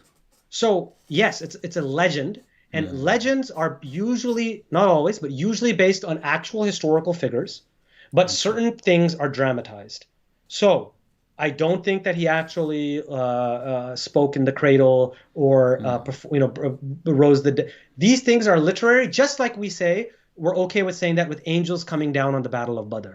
We're okay with that, just as we're okay with saying that the descriptions of paradise and hell are symbols and metaphors. What about the Israelites? I mean, the Jewish people today are still, let's say, alleged descendants of the Israelites and the 12 tribes. So one thing that I think we can say for certain is that let's go one step above that to the human creation story in the Quran. So the Adamic creation story, I definitely do not take literally, and nor do I move toward a scientific understanding of it. Now, I think from what I see is that 70% of the time you are doing what I'm doing, and then 30% of the time, this is where I want to move in that direction. Sure. I think 30% of the time you're doing the scientific explanation, which is that this actually means this and this is... No. I'm taking the story literally, but as literature. So, as a story. As a story. So, and I'm not the first to say this, of course. No, of course not. Muhammad Iqbal said it, who's a great Islamic modernist. And this author that we're reading is saying the same thing. And what the Quran is doing, when we try to... And here's my criticism of the 30%. We're actually belittling the Quranic story because we have an inferiority complex.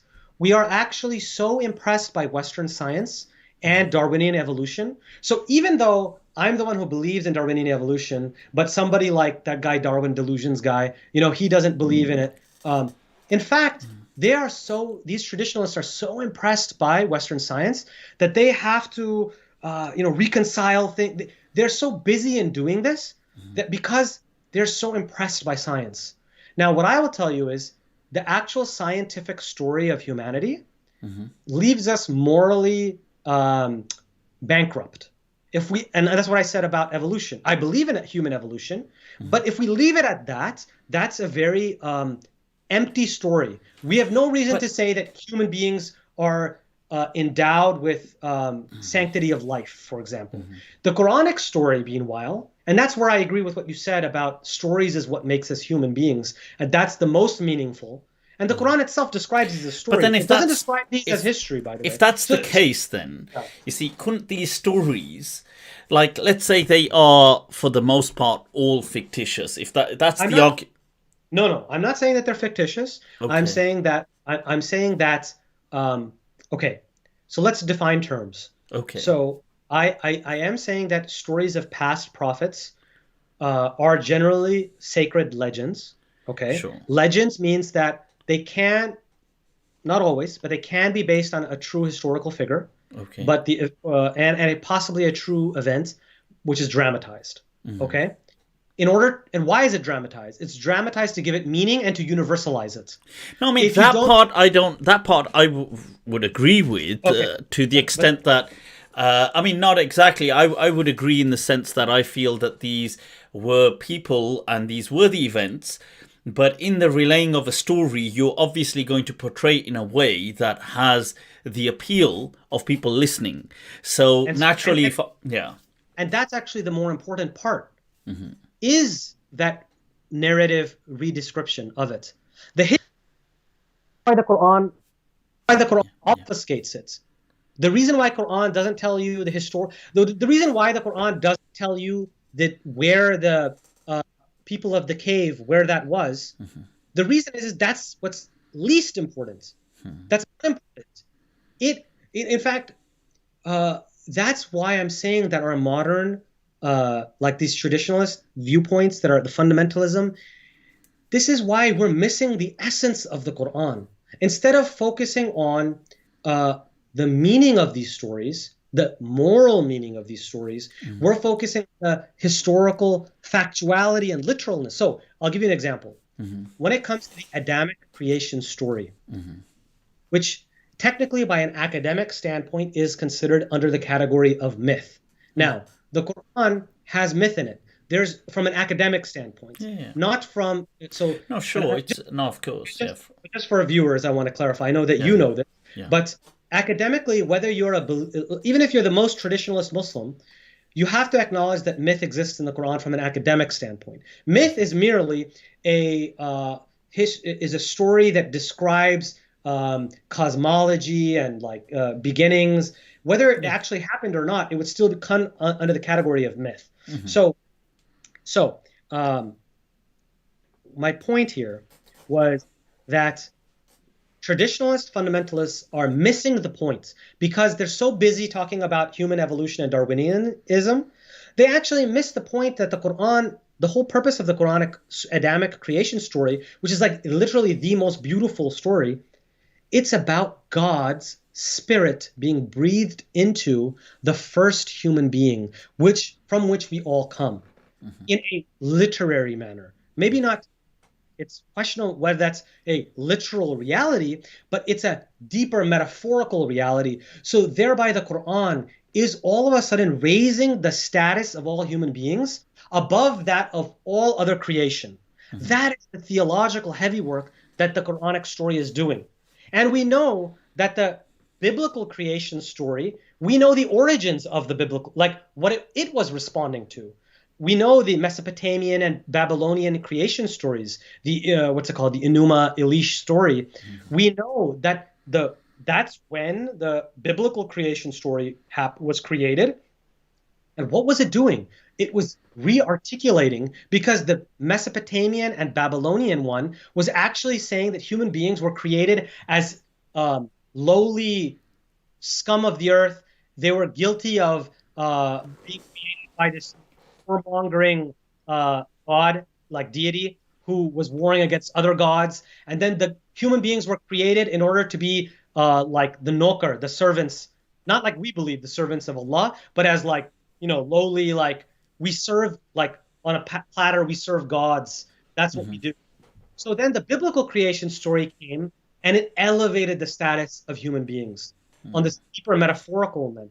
Then the Quranic creation story came and it re-articulated the biblical story and it improved it. Why? Because it actually said stuff like, for example, the Quranic story says more optimistic about human beings. It goes away from original sin. It goes away from blaming the woman. And it instills us in this human egalitarianism. That is what the Quranic story is doing above the biblical story. So once we understand what the Quran is doing and stop taking it in a literal scientific manner, we actually are able to understand what the Quran is doing. And then, lastly, and I know I'm going on, but it's all part of the story. It's all part of the story. So like if you look at the classical exegetes, I work on jihad in the Quran. That's my dissertation topic. They did not recognize that the Quran actually says that all human souls are sacred, are sanctified. They actually believe that only some souls are sacrosanct and other souls are not. And so they believe that in warfare, you can, the people who are Muslims or dhimmis and people who have contractual agreements, those are now off limits. But everyone else in Dar al-Harb, they're free game.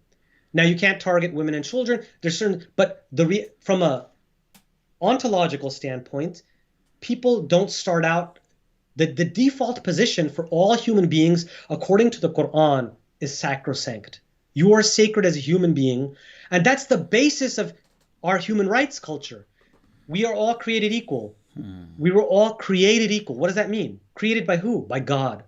That's the basis of our Western Enlightenment values of human rights.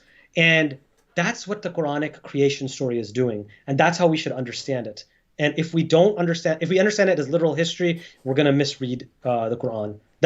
So that's my kind of. No, I get that, and as far as this point is, I totally agree that, and I feel that the way in history Muslim scholars they were dominated and geared towards fiqh. There needs to be a shift where the scholars move away from that kind of theme to one of ethics. Absolutely. So the current one should be a preoccupation with ethics, and I feel in some way our disconnect with fiqh, because most of fiqh is now out of sync. So if you read the fiqh books, they are like a couple of 100 years old, like as in even though they're modern books, but the fiqh in them is out of date. So and maybe that's actually a blessing in disguise, that it can kind of allow us or force strong armors to jump genres and move more towards ethics and focus on ethics. That's just a side point, latching on to what you're saying. You're absolutely right. And I would even go one step further and say that we miss out the part of the Quran that is affirmed. It affirms this of the Bible, that the Quran takes a very anti-clerical view. So it actually affirms the view of Jesus, where Jesus is saying that you clerics, you've misunderstood, you've bastardized the religion. This legalistic way, you bastardized the religion. This myopic way of legalistically viewing the religion is missing the entire point of religion, and it is bastardizing the religion. And so I think we should actually take hint of that in the Quran itself, that the Quran is affirming the anti-clerical stance. So this whole that's a very good point. It definitely is. That's the nature of the Quran. These stories, this thing. So just right, because this is how I understand. I understand this, and I've explained it, that the stories in the Quran, first of all, the miracles that you've mentioned, I've obviously said on almost all of these, it's never actually said, it's just understood. Like, people kind of read between the lines. And so, for example, the story of the table descending for Jesus, the Quran never said that it was actually sent down. It just said they asked for it, and then they were threatened that, are you sure you really want this? Because it's, if you really want categorical proof, then it's game over if you don't. And then it doesn't say anymore. So here people assumed it then was it descended, but it never actually said it's descended. Now, similarly with all the miracles, I've explained that it's on most of them, this is what's happening. People are reading between the lines because it's being presented as a story. Now, however, these were real people. These were real events. They may not be how people today assume them, because we've got a lot of baggage. So when we're reading something about Jesus, we've got a lot of baggage from Western societies, from Christianity, from maybe it wasn't like that, because what was a person, maybe it looked slightly different, but it wasn't. Like, I've also argued that perhaps Moses was Akhenaten, but put these things aside, these were real people. The events, when they're portrayed, I agree that Allah is not trying to teach you geography, He's not trying to teach you history whilst He's doing it, He's not trying to teach these things. So it's just presented as a key theme so you can take a moral from the story. So let me ask you this question. Yeah. So I'm going to start with one comment and one question. Sure. So the comment is, I actually, and I know that many reformists and even modernists have gone in the direction of saying this is all baggage from Christianity. That's the words you used, and we need to go away from it and say that no, the Quran itself is not affirming any of this. I actually am of the view, because I'm in Quranic studies, I'm actually of the view that we are actually living in an exciting time in which we can understand intertextuality, where in order to understand the Quran, we actually have to look at the sources the Quran is engaging with. I'm agreeing. That's not what I was saying. No, I get it, but just one more Sure, question, sure. and No, then you can also just for talk that about, comment, yeah. when I said Christian baggage, so what I didn't mean that we need to divorce our understanding from what Christianity has taught us. What I meant was certain. So let's say, as an example, there is an understanding that Jesus never married. Hmm. Now, this has never been taught to us. We just have this understanding. Common sense would tell us any man in that day and age who had reached the age of 30 would have been married. So, where do you get this understanding from that Jesus never married? Because he comes to Jerusalem at the age of 30. Now, this is a developed understanding through an institutionalized faith worldview today But that we have this. does the Quran say about anything about Jesus getting married? No, it doesn't. So my point when I was saying baggage, I was Yeah. referring to the extra add-ons that we've put on through institutionalization, not the stories of the Bible per I se. I get it, but I'm actually moving in the opposite direction a little bit, in the sense that if the Quran, so in Quranic studies today, historically, Western Quranic studies scholars, many of them have come from Christian and Jewish backgrounds, and they have said that the Quran is just derivative, and then used the Bible as a standard to judge the Quran with. And then they said, look, the Quran gets this wrong, gets this wrong, gets this wrong. It's a garbage derivative book. That's what they have said.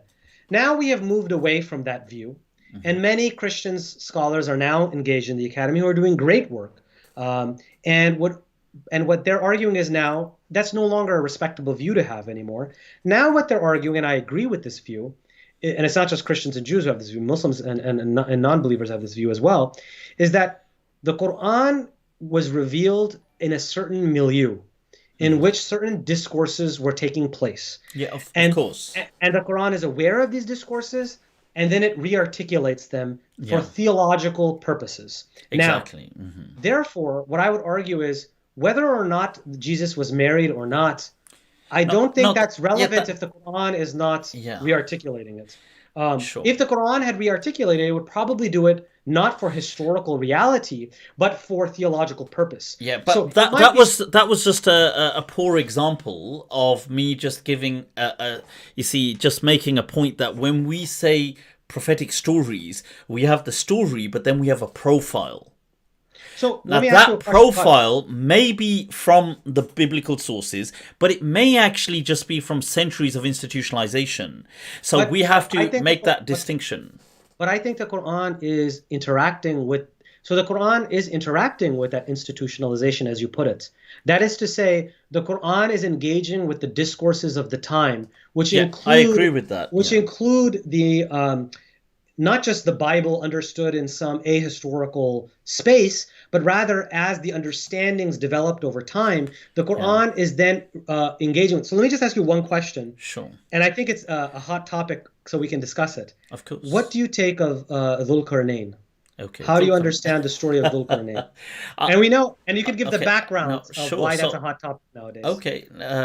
Okay. I mean, If you'd like, you don't have to. right. No, I'm not sure why it's a hot. Well, you know, Sheikh Yasser Qadi got in trouble for his statements about zombies. Oh, right. Yes, of course. I believe that Dhul Qarnayn was most likely Cyrus the Great.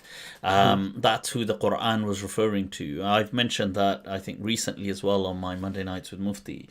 And the reason being, you see, to me, the stories of the Quran, I agree with you on this part, absolutely, that look, the stories of the Quran, yes, obviously there's the moral aspect. I'm taking a moral from the story, but then other stories could have been mentioned. Why just biblical ones? They're being mentioned because when the Prophet is giving his da'wah in Arabia, so you've got obviously the middle Arabia with the Prophet is, and you've got the southern kingdoms and the northern kingdoms of Arabia. The learned and advanced people were really the Christians and the Jews. They were seen as kind of like the academics of the day and age. So when the people of Mecca, it's surprisingly only the Hijaz that was still quite pagan. The rest of Arabia, whether it was down south, the southern, the Aksumite kingdoms, or the northern Petrian kind of Arabia, it was still heavily Christian and with Jews. So when people were bringing debaters, these people to challenge the Prophet, they would often be rabbis or people learned in in biblical stuff. So the Quran, especially Jews, they were being brought. Hence, the Quran is addressing them quite a bit and They their said stories. they ask you about Dhul Qarnayn. Yeah, That's like how- this is a prime example. Like يسألونك عن ذي القرآن. But how, my question, and that's a key point because we'll get to that. But my question to you is, it's not just the historical event that happened in the past. The Quran seems to say that there are these people, Gog and Magog. How do you understand Gog and Magog and, well, that story? How do you understand that? Yeah, so that's a good one. I've understood Ya'juj and Ma'juj because this word that is being used in the Quran, Ya'juj and Ma'juj, it's like a very strange term that's being used. It's not like a normal name of that's being expressed. So But there's analog. There's a story of Gog. yeah, and there's a Magog. story, exactly. So, but I'm just saying the term. So I've understood this to be a fluid term referring to a specific people, but it's in that time. But in essence, it's talking about people or forces that run havoc, that kind of like wreak havoc, and in that particular time, Dhul Qarnayn is kind of setting them straight. But there will be later on, before the end of time, it mentions later on, which I actually feel was the colonial period, that there will be certain forces that once again, once they unleash on the world, it will change the face of the world as it's known. Yes. Yeah. So and that is a view that has been expressed by a couple other scholars as well. Javed Ahmed Ghamdi, who I respect deeply, has a similar sort of view. Does he say that as well? Okay, I don't know what he says. He says that it refers to the different. I don't want to misrepresent his. But yes. yeah, I don't want to misrepresent his view. But he does take the view that it's talking about a certain nation that will come from a certain. And I think he thinks it means the West. So it's a very similar view. So my response to this. And I'm relying on this author again to respond. Khalafullah. Yes, is notice that you is Khilafullah. so notice, which means disagreeing with Allah. No, I'm joking. That's funny. You've already been forced to use. This is what he would say. You've already been forced to use the literary methods to reinterpret the story. So, and he says, just understand it in the beginning like that, because in the end, you'll be forced to it anyways. And then when you do it, you're going to be haphazard and ad hoc. Have you noticed that how many different things that you have to, on an ad hoc basis, respond to? And it's always, oh, this word is not clear. This could mean this. Well, it doesn't explicitly say this. Look how many stories you have to do that with. But does that not, just saying, but does that not add, because I would argue that adds the element of mystery, which reflects the dynamism in human cognition. Okay, but what I would say is, it wasn't a mystery for the people at the time at which this was revealed. Because we know, as Western scholars have found, we not only know what they were talking about, we know when that legend was created. So that legend was, I believe it was a scholar, Professor Sidney Griffith, I believe he has written on this. I might be mistaken on the name of it might have been another scholar, but he basically says, and he's proved actually, that we can say with pretty good certainty that first of all, that number one. And number two. Sorry, say number one again. Sorry, it just went off. Okay, there we go. No, Karen, it's good. Yeah. Okay. So this scholar has shown that we can say with some certainty that this story actually refers to Alexander to its original audience, and we know that because we know where this story originated from. So we know that this story originated using historical critical method and certain other critical historical scholarly tools. We know that this story originated in Byzantium around the time of the prophets, and that it had already penetrated into the Arabian milieu, and the story was a little bit different than the one that the Quran narrates. But that doesn't make sense much, does it? Because the people asking are Jewish. Yes. So then now, what relevance does Alexander have to the Jewish people? Okay, so first let me just tell you what the story was, and then we'll get to that, if you don't mind. Sure. So the initial story was a Christian story in which it was a tale of how it was supposed to explain how Byzantium would triumph and usher in this end time of peace and prosperity. So they had Gog and Magog in this story, which they had taken from previous stories, and they put it in this story and said that Alexander had locked them up, made a wall, put them to the exact same Quranic story, and that he had traveled across the globe, same exact story. He built this wall, and then near the end times, this wall would collapse, and these tribes would come and invade, and they also described them as savages and barbarians who barely looked human. Why? Because this was how they were describing the kind of people from that Mongolian descent, sort of, that you can think, I'm not talking historically here, but historically, like when the Mongols came down, people thought this was an azab from God, right? This was like, these didn't look like human beings, right? Because I don't believe that, but they believed that, right? Was the story, and it ended with the fact that Byzantium would then usher in this Christian age of peace and prosperity. Basically, our story that Islamic traditionalists say about the Mahdi and the Jesus coming. So this is the story, and it was meant to reassert the primacy of the Byzantium Empire, which had suffered losses against the Persian Empire. But if that's the case, yeah, right, then first of all, if Allah is mentioning the story just because it's, let's say it's just a legend and you're going to take some lesson from it, right, because this person is grateful to God and it's Alexander, why are the stories then ambiguous? Why not just tell the story as it is, as the legend is? Why even use such an ambiguous term like, so for example, Dhul Qarnayn?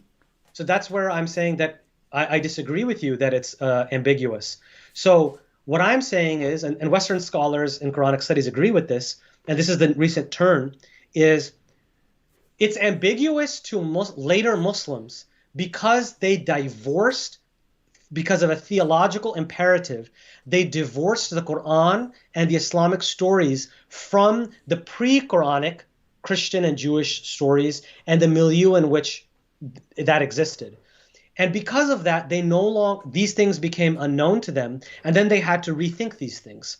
But at that time, it was not ambiguous, and and that comes to your question about why the story was narrated in the Quran.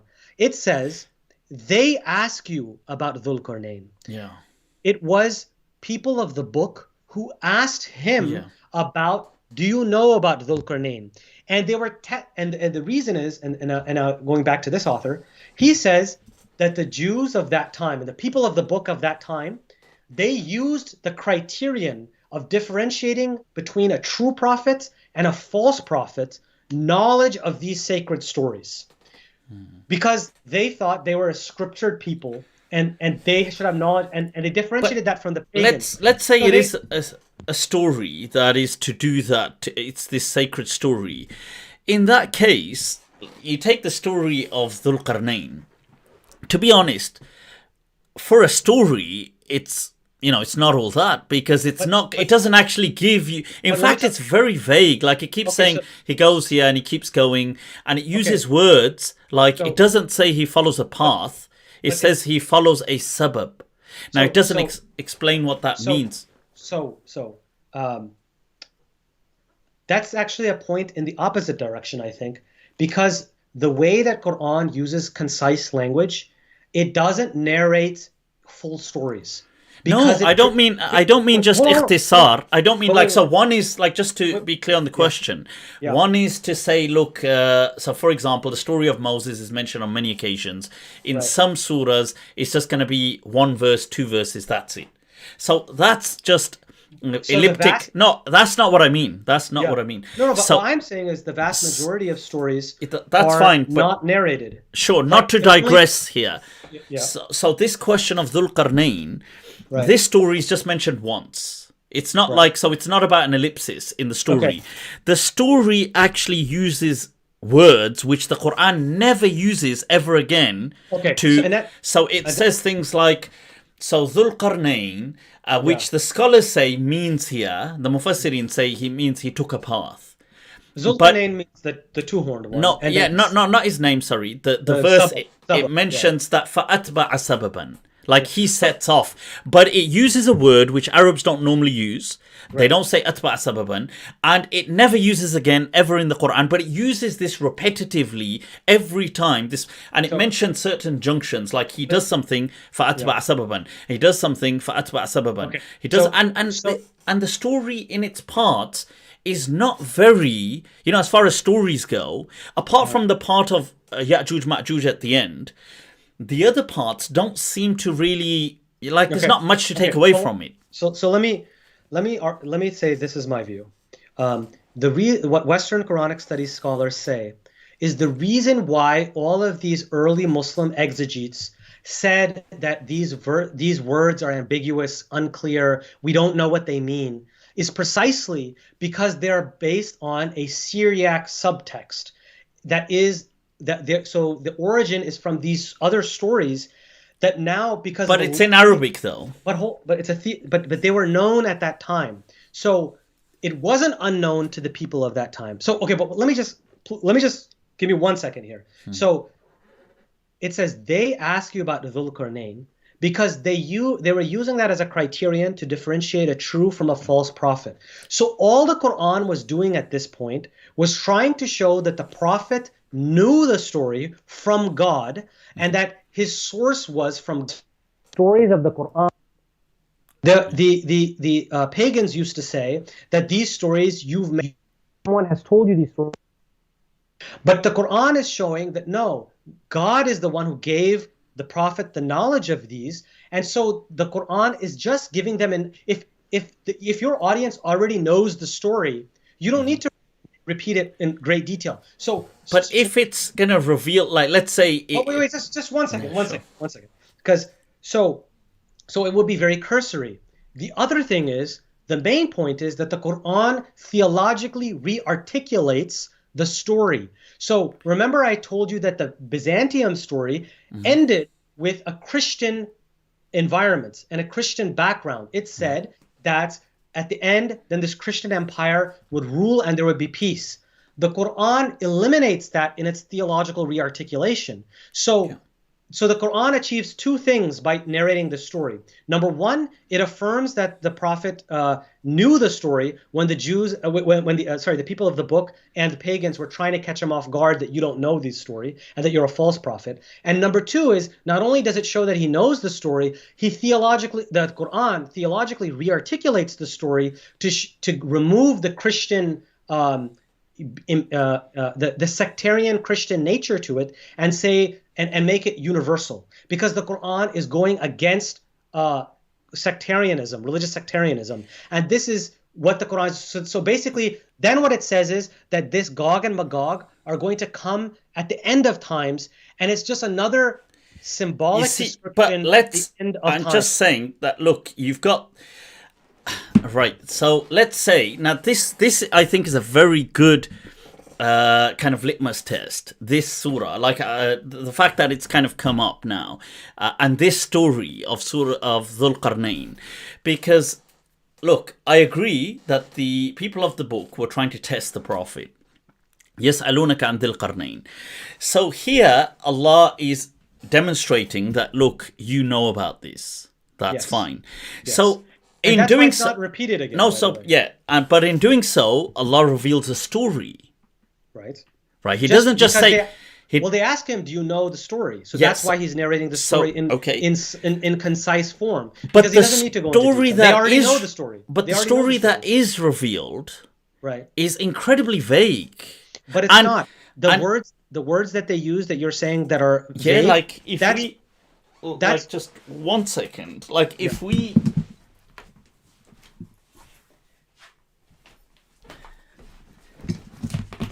Like, look, it's not that it's not that Allah doesn't address the issue of Ya'juj and Ma'juj. He does. So, but what he does on top of that, he mentions so much more. So, and then that too so vague. So you think to yourself, well, if this was to be a story, why not present it in a way that it would that it would kind of, because if the purpose of the story is simply to kind of represent the legend, then it should either, let's say, dramatize it in a way that actually makes sense to the readers. So what I'm saying is it did make sense to the original audience because they knew those stories in that Syriac milieu. You've got here, so let's say it starts verse 82, Surah Al-Kahf, and they ask you about Dhul Qarnayn. Tell them I will recite unto you a kind of mention of him. Yes. Now, we established him in the earth. إِنَّا مَكَنَّا لَهُ فِي الْأَرْضِ وَآتَيْنَاهُ مِنْ كُلِّ شَيْءٍ سَبَبًا. Now, it starts here getting vague already. Like it says that we established him in the earth, but we gave him a sabab, a means. Now, in English, a means sounds quite normal, but in Arabic, there is a Western Quranic studies scholar who's written an article that mentions this word and says that it is actually because it's the same origin. The origin is from the Syriac subtext that the Quran is responding to. So the word sabab is an Arabic word which just means cause. But that's why it's saying that in this context, it's actually coming from. I'd have to cite you that. So let's just. So here it mentions, look, and we gave him from everything a cause. Now, this cause doesn't mean like in English a cause. It means more like a means to something, a precursor. This is it. So if I was to say, and we gave him for everything a precursor. Now, the way that sounds weird in English, that's how it sounds in Arabic. Can you tell me the verse number, by the way? Yeah. So this is 80. It starts in 82. 83, and this is now 84, and then it'll say, and then he followed a precursor. Now, the way precursor sounds odd, if I was to say in English to someone, and by the way, he followed a precursor. Now, you're going to think, well, what do you exactly mean? You said, what verse again? I'm sorry, can you give me the verse again? 83. 83 what? And 83, Surah Al-Kahf. And going into 84, there it mentions about we gave him from everything a precursor. And then he followed a precursor, and that's it. That's one verse. He followed a precursor. Then the next verse, حَتَّى إِذَا بَلَغَ مَغْرِبَ الشَّمْسِ.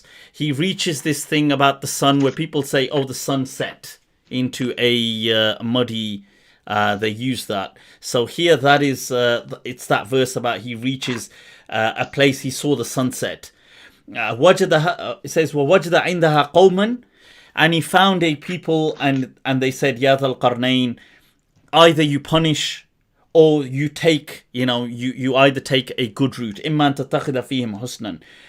So he says قَالَ أَمَّا مَنْ ظَلَمَ فَسَوْفَ نُعَذِّبُهُ ثُمَّ يُرَدُّ إِلَىٰ رَبِّهِ فَيُعَذِّبُ عَذَابًا نُكْرًا. So, and he goes on to mention, look, people who do good, and then we will punish them, and they go back, and then the next verse he goes on. Now, rather than just reading the entire verses here, what I'm trying to say, then it will say, then he followed another precursor verse on its own. And it says, until he reaches the sun and it sets on a people, we had not given them a covering. Once again, a very strange way of using that. It's not commonly used. And then the verse says, وَكَذَلِكَ قَدْ أَحَطْنَا بِمَا لَدَيْهِ خُبْرًا. Once again, a strange wording.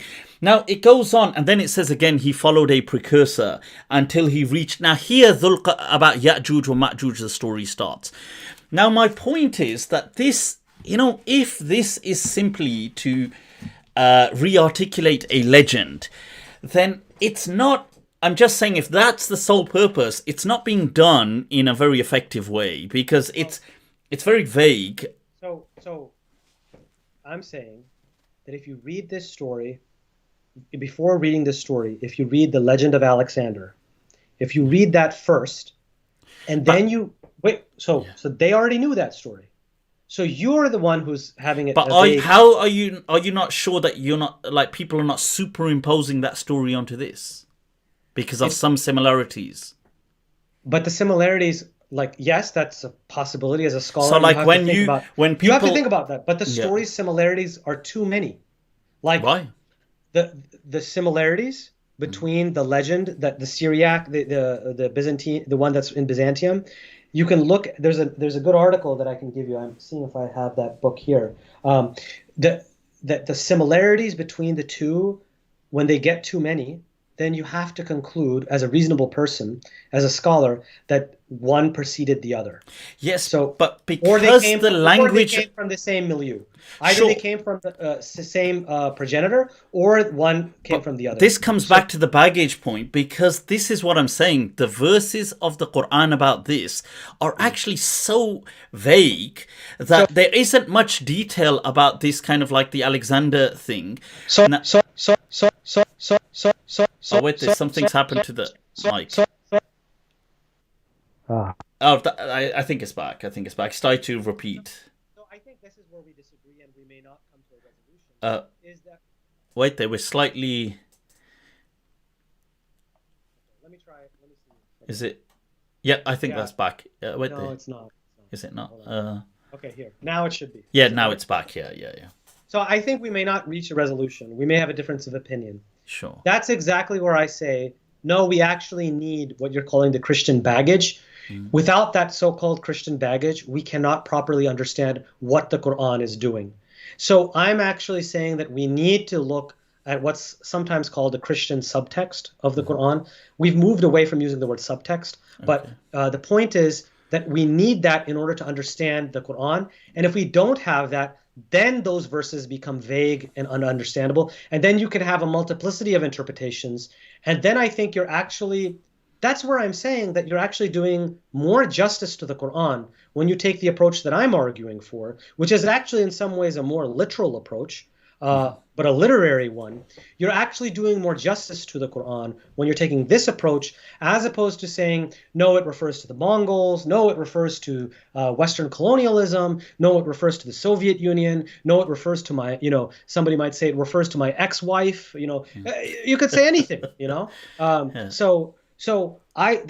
but we may disagree here, and that's that's for my Quranic studies, and as a Western academic, that's what it's kind of pushed me in this direction. And then I also read the Islamic philosophers of the past, and I think that this is consistent with. I just feel that there's like several people.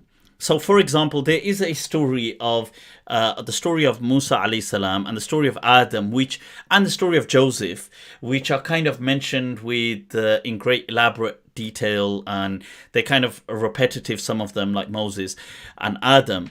But like, you will get mention of people like, let's say, Yahya, John. Now, Yahya, khudh al-kitaba biquwwa. Yahya, take this book, hold on to it. The scripture, hold on to it. It doesn't really mention much about him. Like, it doesn't go into the story. So what's the purpose then, if this is all... Okay. Because why not just mention a nice little story that people could take away? So one of the criticisms of Orientalists of the 19th and early 20th century was precisely that they found the Quran to be haphazard and repetitive, confusing, jumbled up. And they said it's not like other books we've read, even scripture that we've read, where you start from Genesis and then you say these are the historical genealogies, and you go in this orderly chronological stories. In fact, if you look at, those books like Ibn Kathir has written stories of the prophets, they have to take the Quran and reorder all the verses and fill them in with details that they get from the hadith, and really those are from the Bani Israiliyat, the Israiliyat, sorry, that's where he has to fill it in from. So the point is, if you just take the Quran and suppose that it should stand by itself without any backgrounds, understanding these Quranic stories is impossible, and the Quran then is not a good literary book then. It does not do a good job of, I agree with you that some of the prophet's stories are repeated multiple times, but even there, a critic could say the stories are repeated in different ways. The conversation between God and the prophet would differ. So when God is talking to Moses in one story, the conversation is different than in another story. So So the historical criticism against the Quran was precisely that it doesn't do a good job of conveying these stories in No, but I would, you see, my point is that it would then, see, that's my point in saying that if it was, like, if the purpose was to just express re-express, sorry, a legend in very, in revelatory form. That's not the purpose, though. The purpose is to convey something that the Prophet needed at that specific moment. Sure, I get that. But let's say if the story is a story, then in that sense, I think that theory could hold weight if the way you have Surah Yusuf, which is a story just about Joseph, and it's an exception. Yeah, which is an elaborate story. If you had stories like that every time a prophet was being mentioned, I could think that, okay, this theory could hold some weight in saying, interesting, because I'm taking it the other way around. You see, because then it would be a detailed legend to take away. But if you're going to mention... That's if you're taking it as historical reality, you would expect a fuller, detailed story. But you would at least expect a story to be able to take some moral from it. But they are. So no, like but when you have people like, let's say, John, Yahya being mentioned, or you're going to have... There isn't really much mentioned about these prophets. Or when you're going to mention, like, let's say, Ishaq is mentioned in the Quran that, oh, his children are asking him, or, you know, who should we worship, and so on. And there isn't a story, like there's just a little thing being mentioned, but it's not a story to really... I mean, one could say, obviously, you can take any meaning from any verse of the Quran, but what I'm trying to say is, if the purpose is to really present a story, then it's not really ticking that box. It is with some, like, okay, with Adam, with Musa alayhi salam, with one could, with Yusuf alayhi salam, maybe with Ibrahim, and maybe with Jesus, but it mentions several other prophets where it doesn't really give much about them. So let me give you an example. Ad and Thamud, the stories of Ad and Thamud, and you had Saleh, and you had sometimes Hud, and sometimes the Quran doesn't even mention the name of the prophets. It simply says they were a people, and they were destroyed. Yet all of these stories, in fact, I get the opposite conclusion of you. And it's not just me who gets the opposite conclusion. It's Western Quranic studies scholars who actually have now shown that almost all of these stories are archetypal stories that follow the same general pattern, because the purpose of these stories, for example, but is that not the nature of stories generally?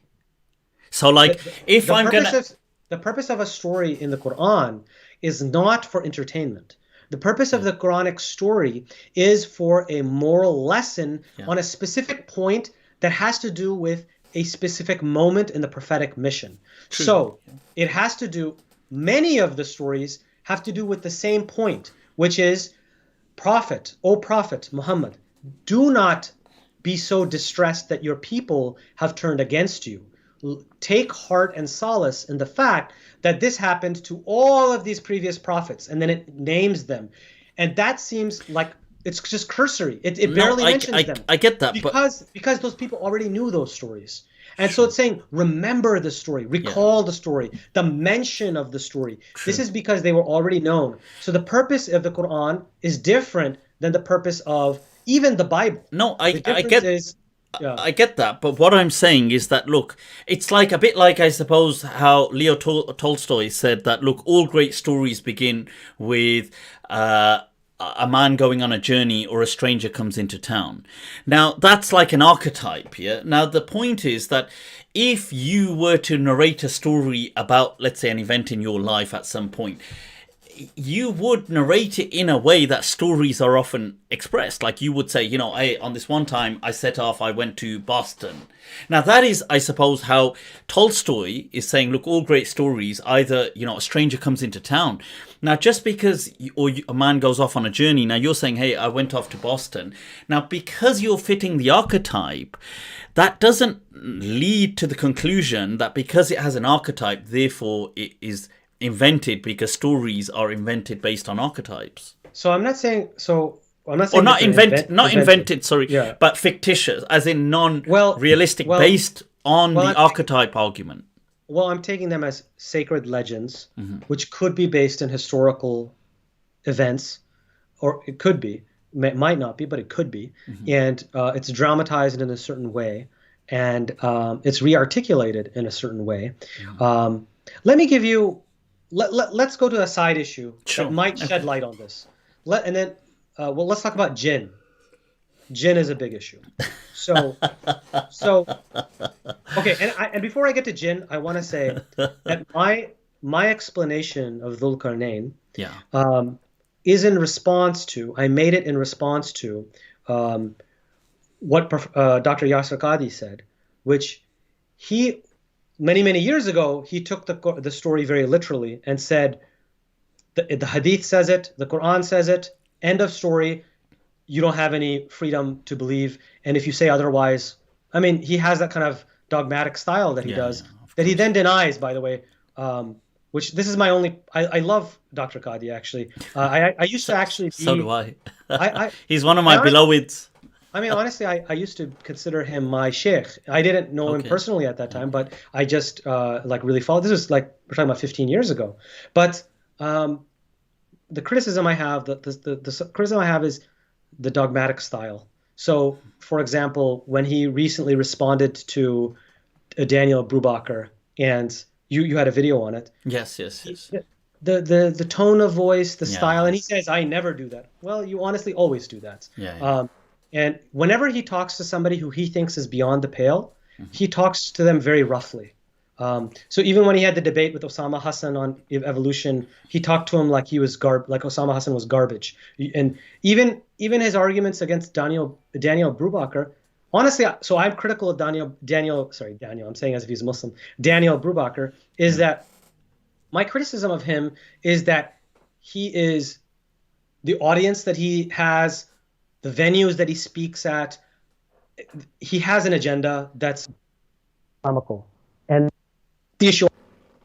but I got Brubaker, he is very courteous. I posted comments on his thing, and honestly, he responded back with great courtesy, and I do. in the sense that he was such a nice guy. It should. Oh, is it not? If he was such a nice guy, he wouldn't be palling around with such hateful Christian polemicists who are, like you said rightfully in your podcast, in your video, they're just the Muhammad hijabs. They're the equivalents of them, basically. That's what they are. So if he really was such a nice guy, he would. But at least he has that kind, courteous, respectful style. Meanwhile, calling people those names that he called them, the ignoramuses, fools. And by the way, many of the mistakes that he pointed to, I have to be very honest. Yeah, sure. A graduate student can make those mistakes easily. Even a doctoral, even a professor can make many of those mistakes. Of course. This is just between, trying to make the person invalidate the arguments by pointing to. What was the term? Ultra-crepidarian. Ultra-crepidarian. You ultra-crepidarians. And what's this always mentioning the GRE and SAT? I don't understand this nonsense. But in any case, the point I'm trying to make is that, okay, so initially, Dr. Qadhi had said that you have to take this literally. Yeah. And then later he came out and said, well, I think they might be zombies. And he didn't use the word zombies. And he was trying to distance himself, but you could clearly tell. I don't know. Did you watch the video of him with the zombies? He does say zombies. He actually uses the word zombies, and he says. I think he said you know what I'm talking about. ... Pretty much. He didn't say the word zombie. No, in one he actually says that. Okay. In one he says that somebody said to me. Yeah. That it's zombies, and he uses the word, and then he says, I laughed originally, but then when I thought about it, I did think actually it ticks all the boxes. Yes. And he says that, yeah. Let's be clear. He believes that. And he, at the time that he said it, he believed it, and he was hiding behind. I want to have whatever he's having. So now my question is, what would lead a Yale? I know it's not Harvard, but Yale-educated professor to come up with this idea of zombies coming in the Quran and this kind of thing. Now, Probably computer games or. now coming back then to the Adamic creation story. Professor Qadi, Dr. Qadi, speaks so dogmatically about how believing in humans came from evolution is kufr. So dogmatically, instead of saying, you know what, this is what I believe, I'm not sure. No, he pretty much says it's kufr to believe that. And then he goes and debates people and speaks in these audiences where he talks. Now, he says that maybe God created this domino theory. Have you heard his domino theory? Domino. So basically, it's that maybe God, because we have this evidence that humans did come from evolution in our DNA. Yes. The usual Jamaluddin al-Afghani that just Adam was a divine intervention. Yes, exactly. So what we're seeing is that everything he's turning on its head to fit with. So even this, the story of Dhul Qarnayn, he'll just say, "Oh, they got it from us," right? And the reason why I'm mentioning this with jinn is he says that, people believe in ghosts and goblins and all of these things in all cultures. The reason why they believe in ghosts and goblins and witches and all this stuff is because it's actually reflecting a common human reality, which we get right, which is jinn. And they are hinting at it. They don't know what to call it, but it's really jinn, and that's what they're talking about. This is the argument. Is that what he says? This is his view. So he's actually using ghosts and goblins as proof for the existence of jinn. And he even he did jinn exorcisms where he says that he talked to jinns. He says Does he say that? Yeah. He said that he wrestled a jinn. Oh no, you have to send me that clip. He said that there's a conference they had called Bewitched, in which they talked about this. Seriously, damn. Why has nobody sent me this stuff? Come on, man. You guys know I need stuff for the masala. And he says, I see this with my own eyes. How can I deny it? And all the things that he mentions, the vast majority of them, for example, he says this 5-foot-something woman had to be restrained by 7 men. And the only way, we know that jinn are equal to 7 men, and that's why it took 7 men. This is proof, Either that or the gin and tonic is speaking. I work in the ER. I know that it often takes 5+ people to restrain a combative woman if you don't want to harm her. Like if you just knock her out, it'll take 1 man.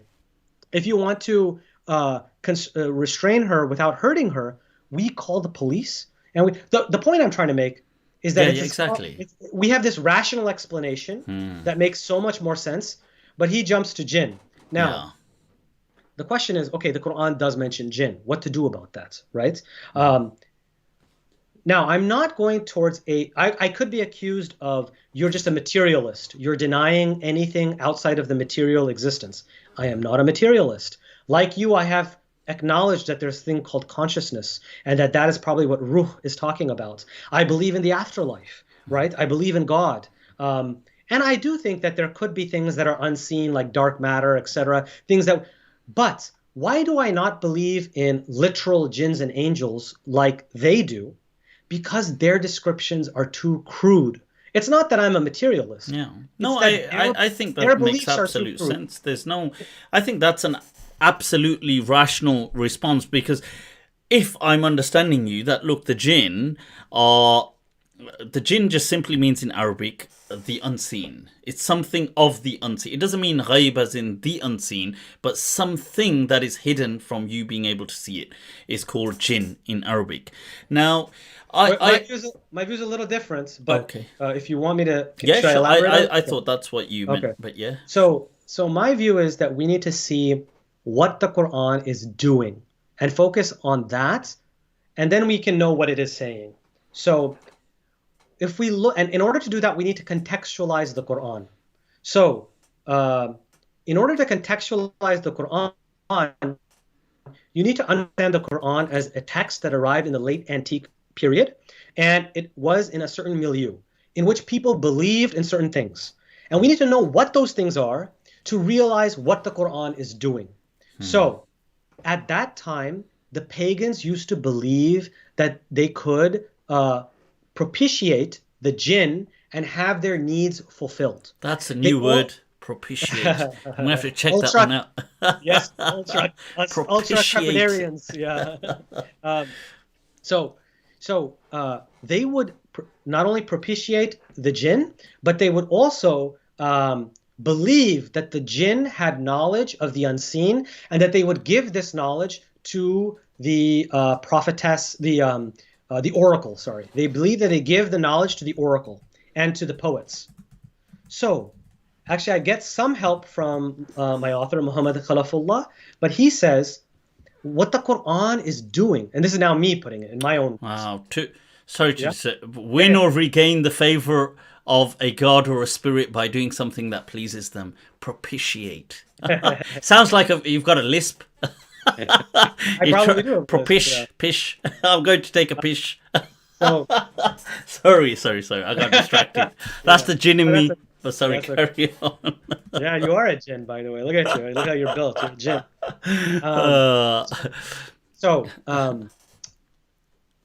What the Quran is doing is moving, it's theologically re-articulating the belief system of that environment. Yeah. And what it slowly did over time is make all of them subservient to God and block any means of committing shirk in these means of propitiating them or believing in their knowledge of the unseen. Yeah, so therefore, what the Quran did is it moved in a stepwise fashion to re-articulate this belief, because you can't just get rid of this belief of jinn.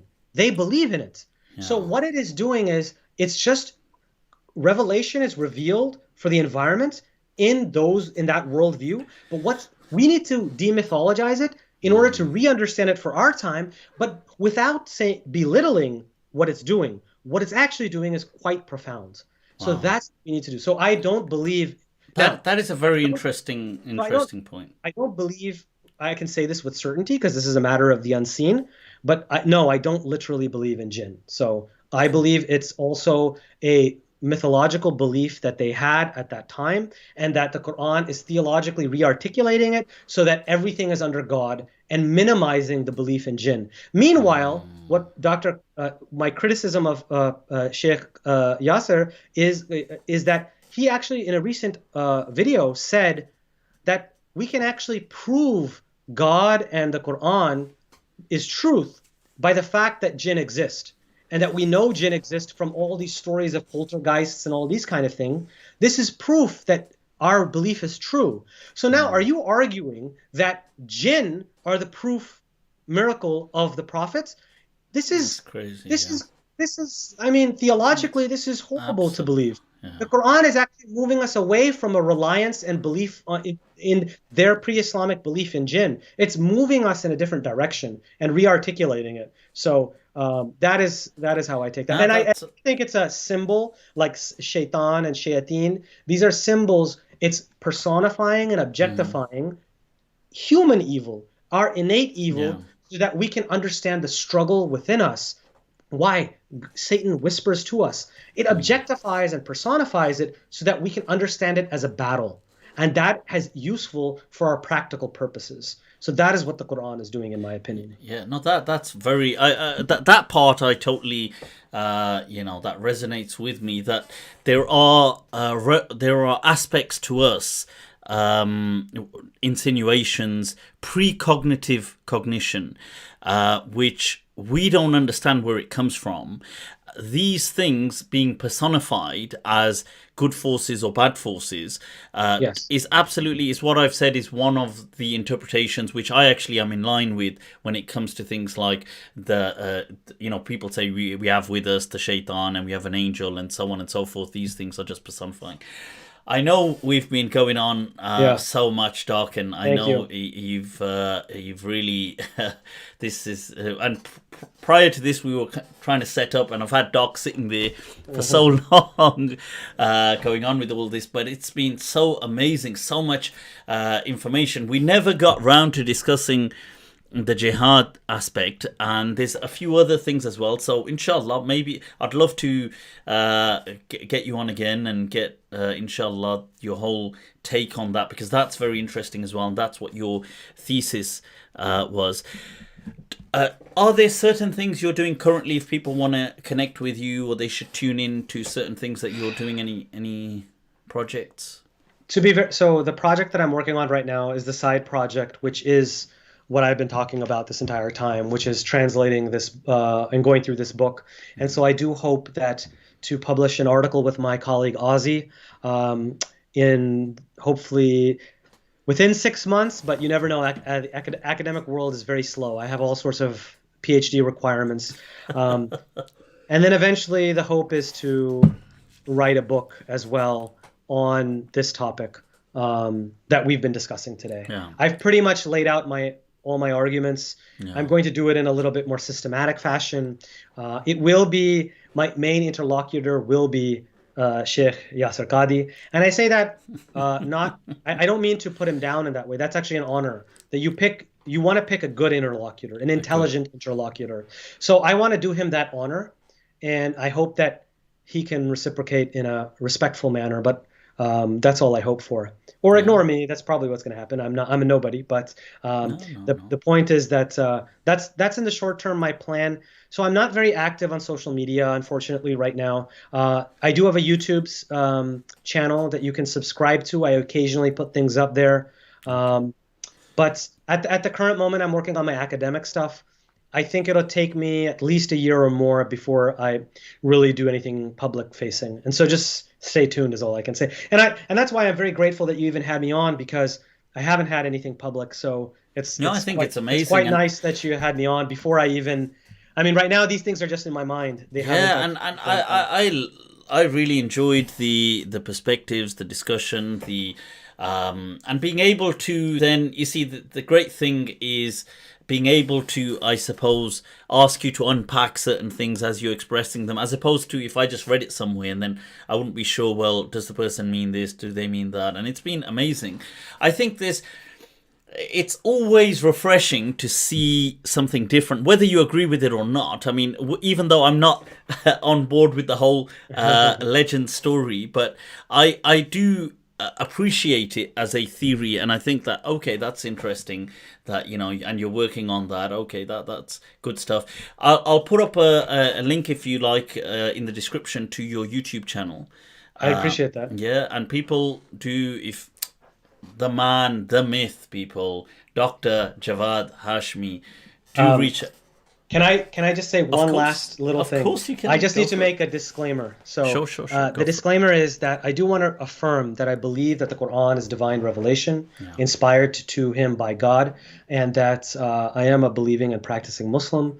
And I do not think that these views that I have articulated, which really is just my own rearticulation of a previous scholar who's rearticulating a long tradition of these kind of thoughts from the Islamic philosophers, they were all believing Muslims. And this is a valid and legitimate viewpoint to have.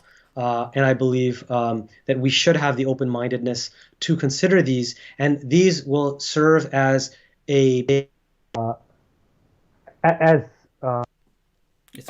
it will serve as a means of blocking us from the attacks of many of the Orientalists and Islamophobes and Christian missionaries who are attacking us on these points. 100%. Yeah. What I have articulated is one means. I think it's a convincing theory. You have to bite a big bullet to do it. But I think it's a systematic way of understanding religion that is a way of being a more sophisticated believer in a time of rampant unbelief. Thanks. Yeah, no, shukran. And I think that's very important. That, look, it is important for people to, you see, if they have, especially since you have a very learned opinion, if people have opinions, especially when they learn it, not just, somebody having an opinion on something, it is important that people have a safe place to be able to express them. And there's many people that it will resonate with and it will bring comfort to them about the deen. Even if the opinions are not held by, I come up with opinions, I explain them. I'm sure many people think I don't agree with what Mufti's saying, but to other people, it may give them some solace. It is not, nobody has the authority to try to shut people down by saying, you know, oh my God, this is misguidance, or you're a kafir, or you're, that's never, you know, that is not the authority that Allah gives people. Although, And that's Muslims, why yeah, that's why your platform is so amazing and what you're doing. You're providing that platform on MindTrap. appreciate that. So God bless you for that. Shukran, And I hope you continue. Your show is a big hit, and you're definitely on the way to be the Muslim Joe Rogan. So you got the muscles for I'm it gonna too. get that. But you got, Hairline. Say that again. I said you have a better. than Joe Rogan. Right. Well, I'm going to send one of my private jets to bring you in next time, inshallah. Take and shukran once again, people. I'm going to put up the exit page. If you haven't already liked, subscribed, then you know some of those jinns, we're going to be sending them your way, people. So do like, do share, do spread the love and the fitan and fasad, as I say. Much love. Have an awesome day wherever you are. Wassalamu alaikum wa rahmatuhu ta'ala wa barakatuh.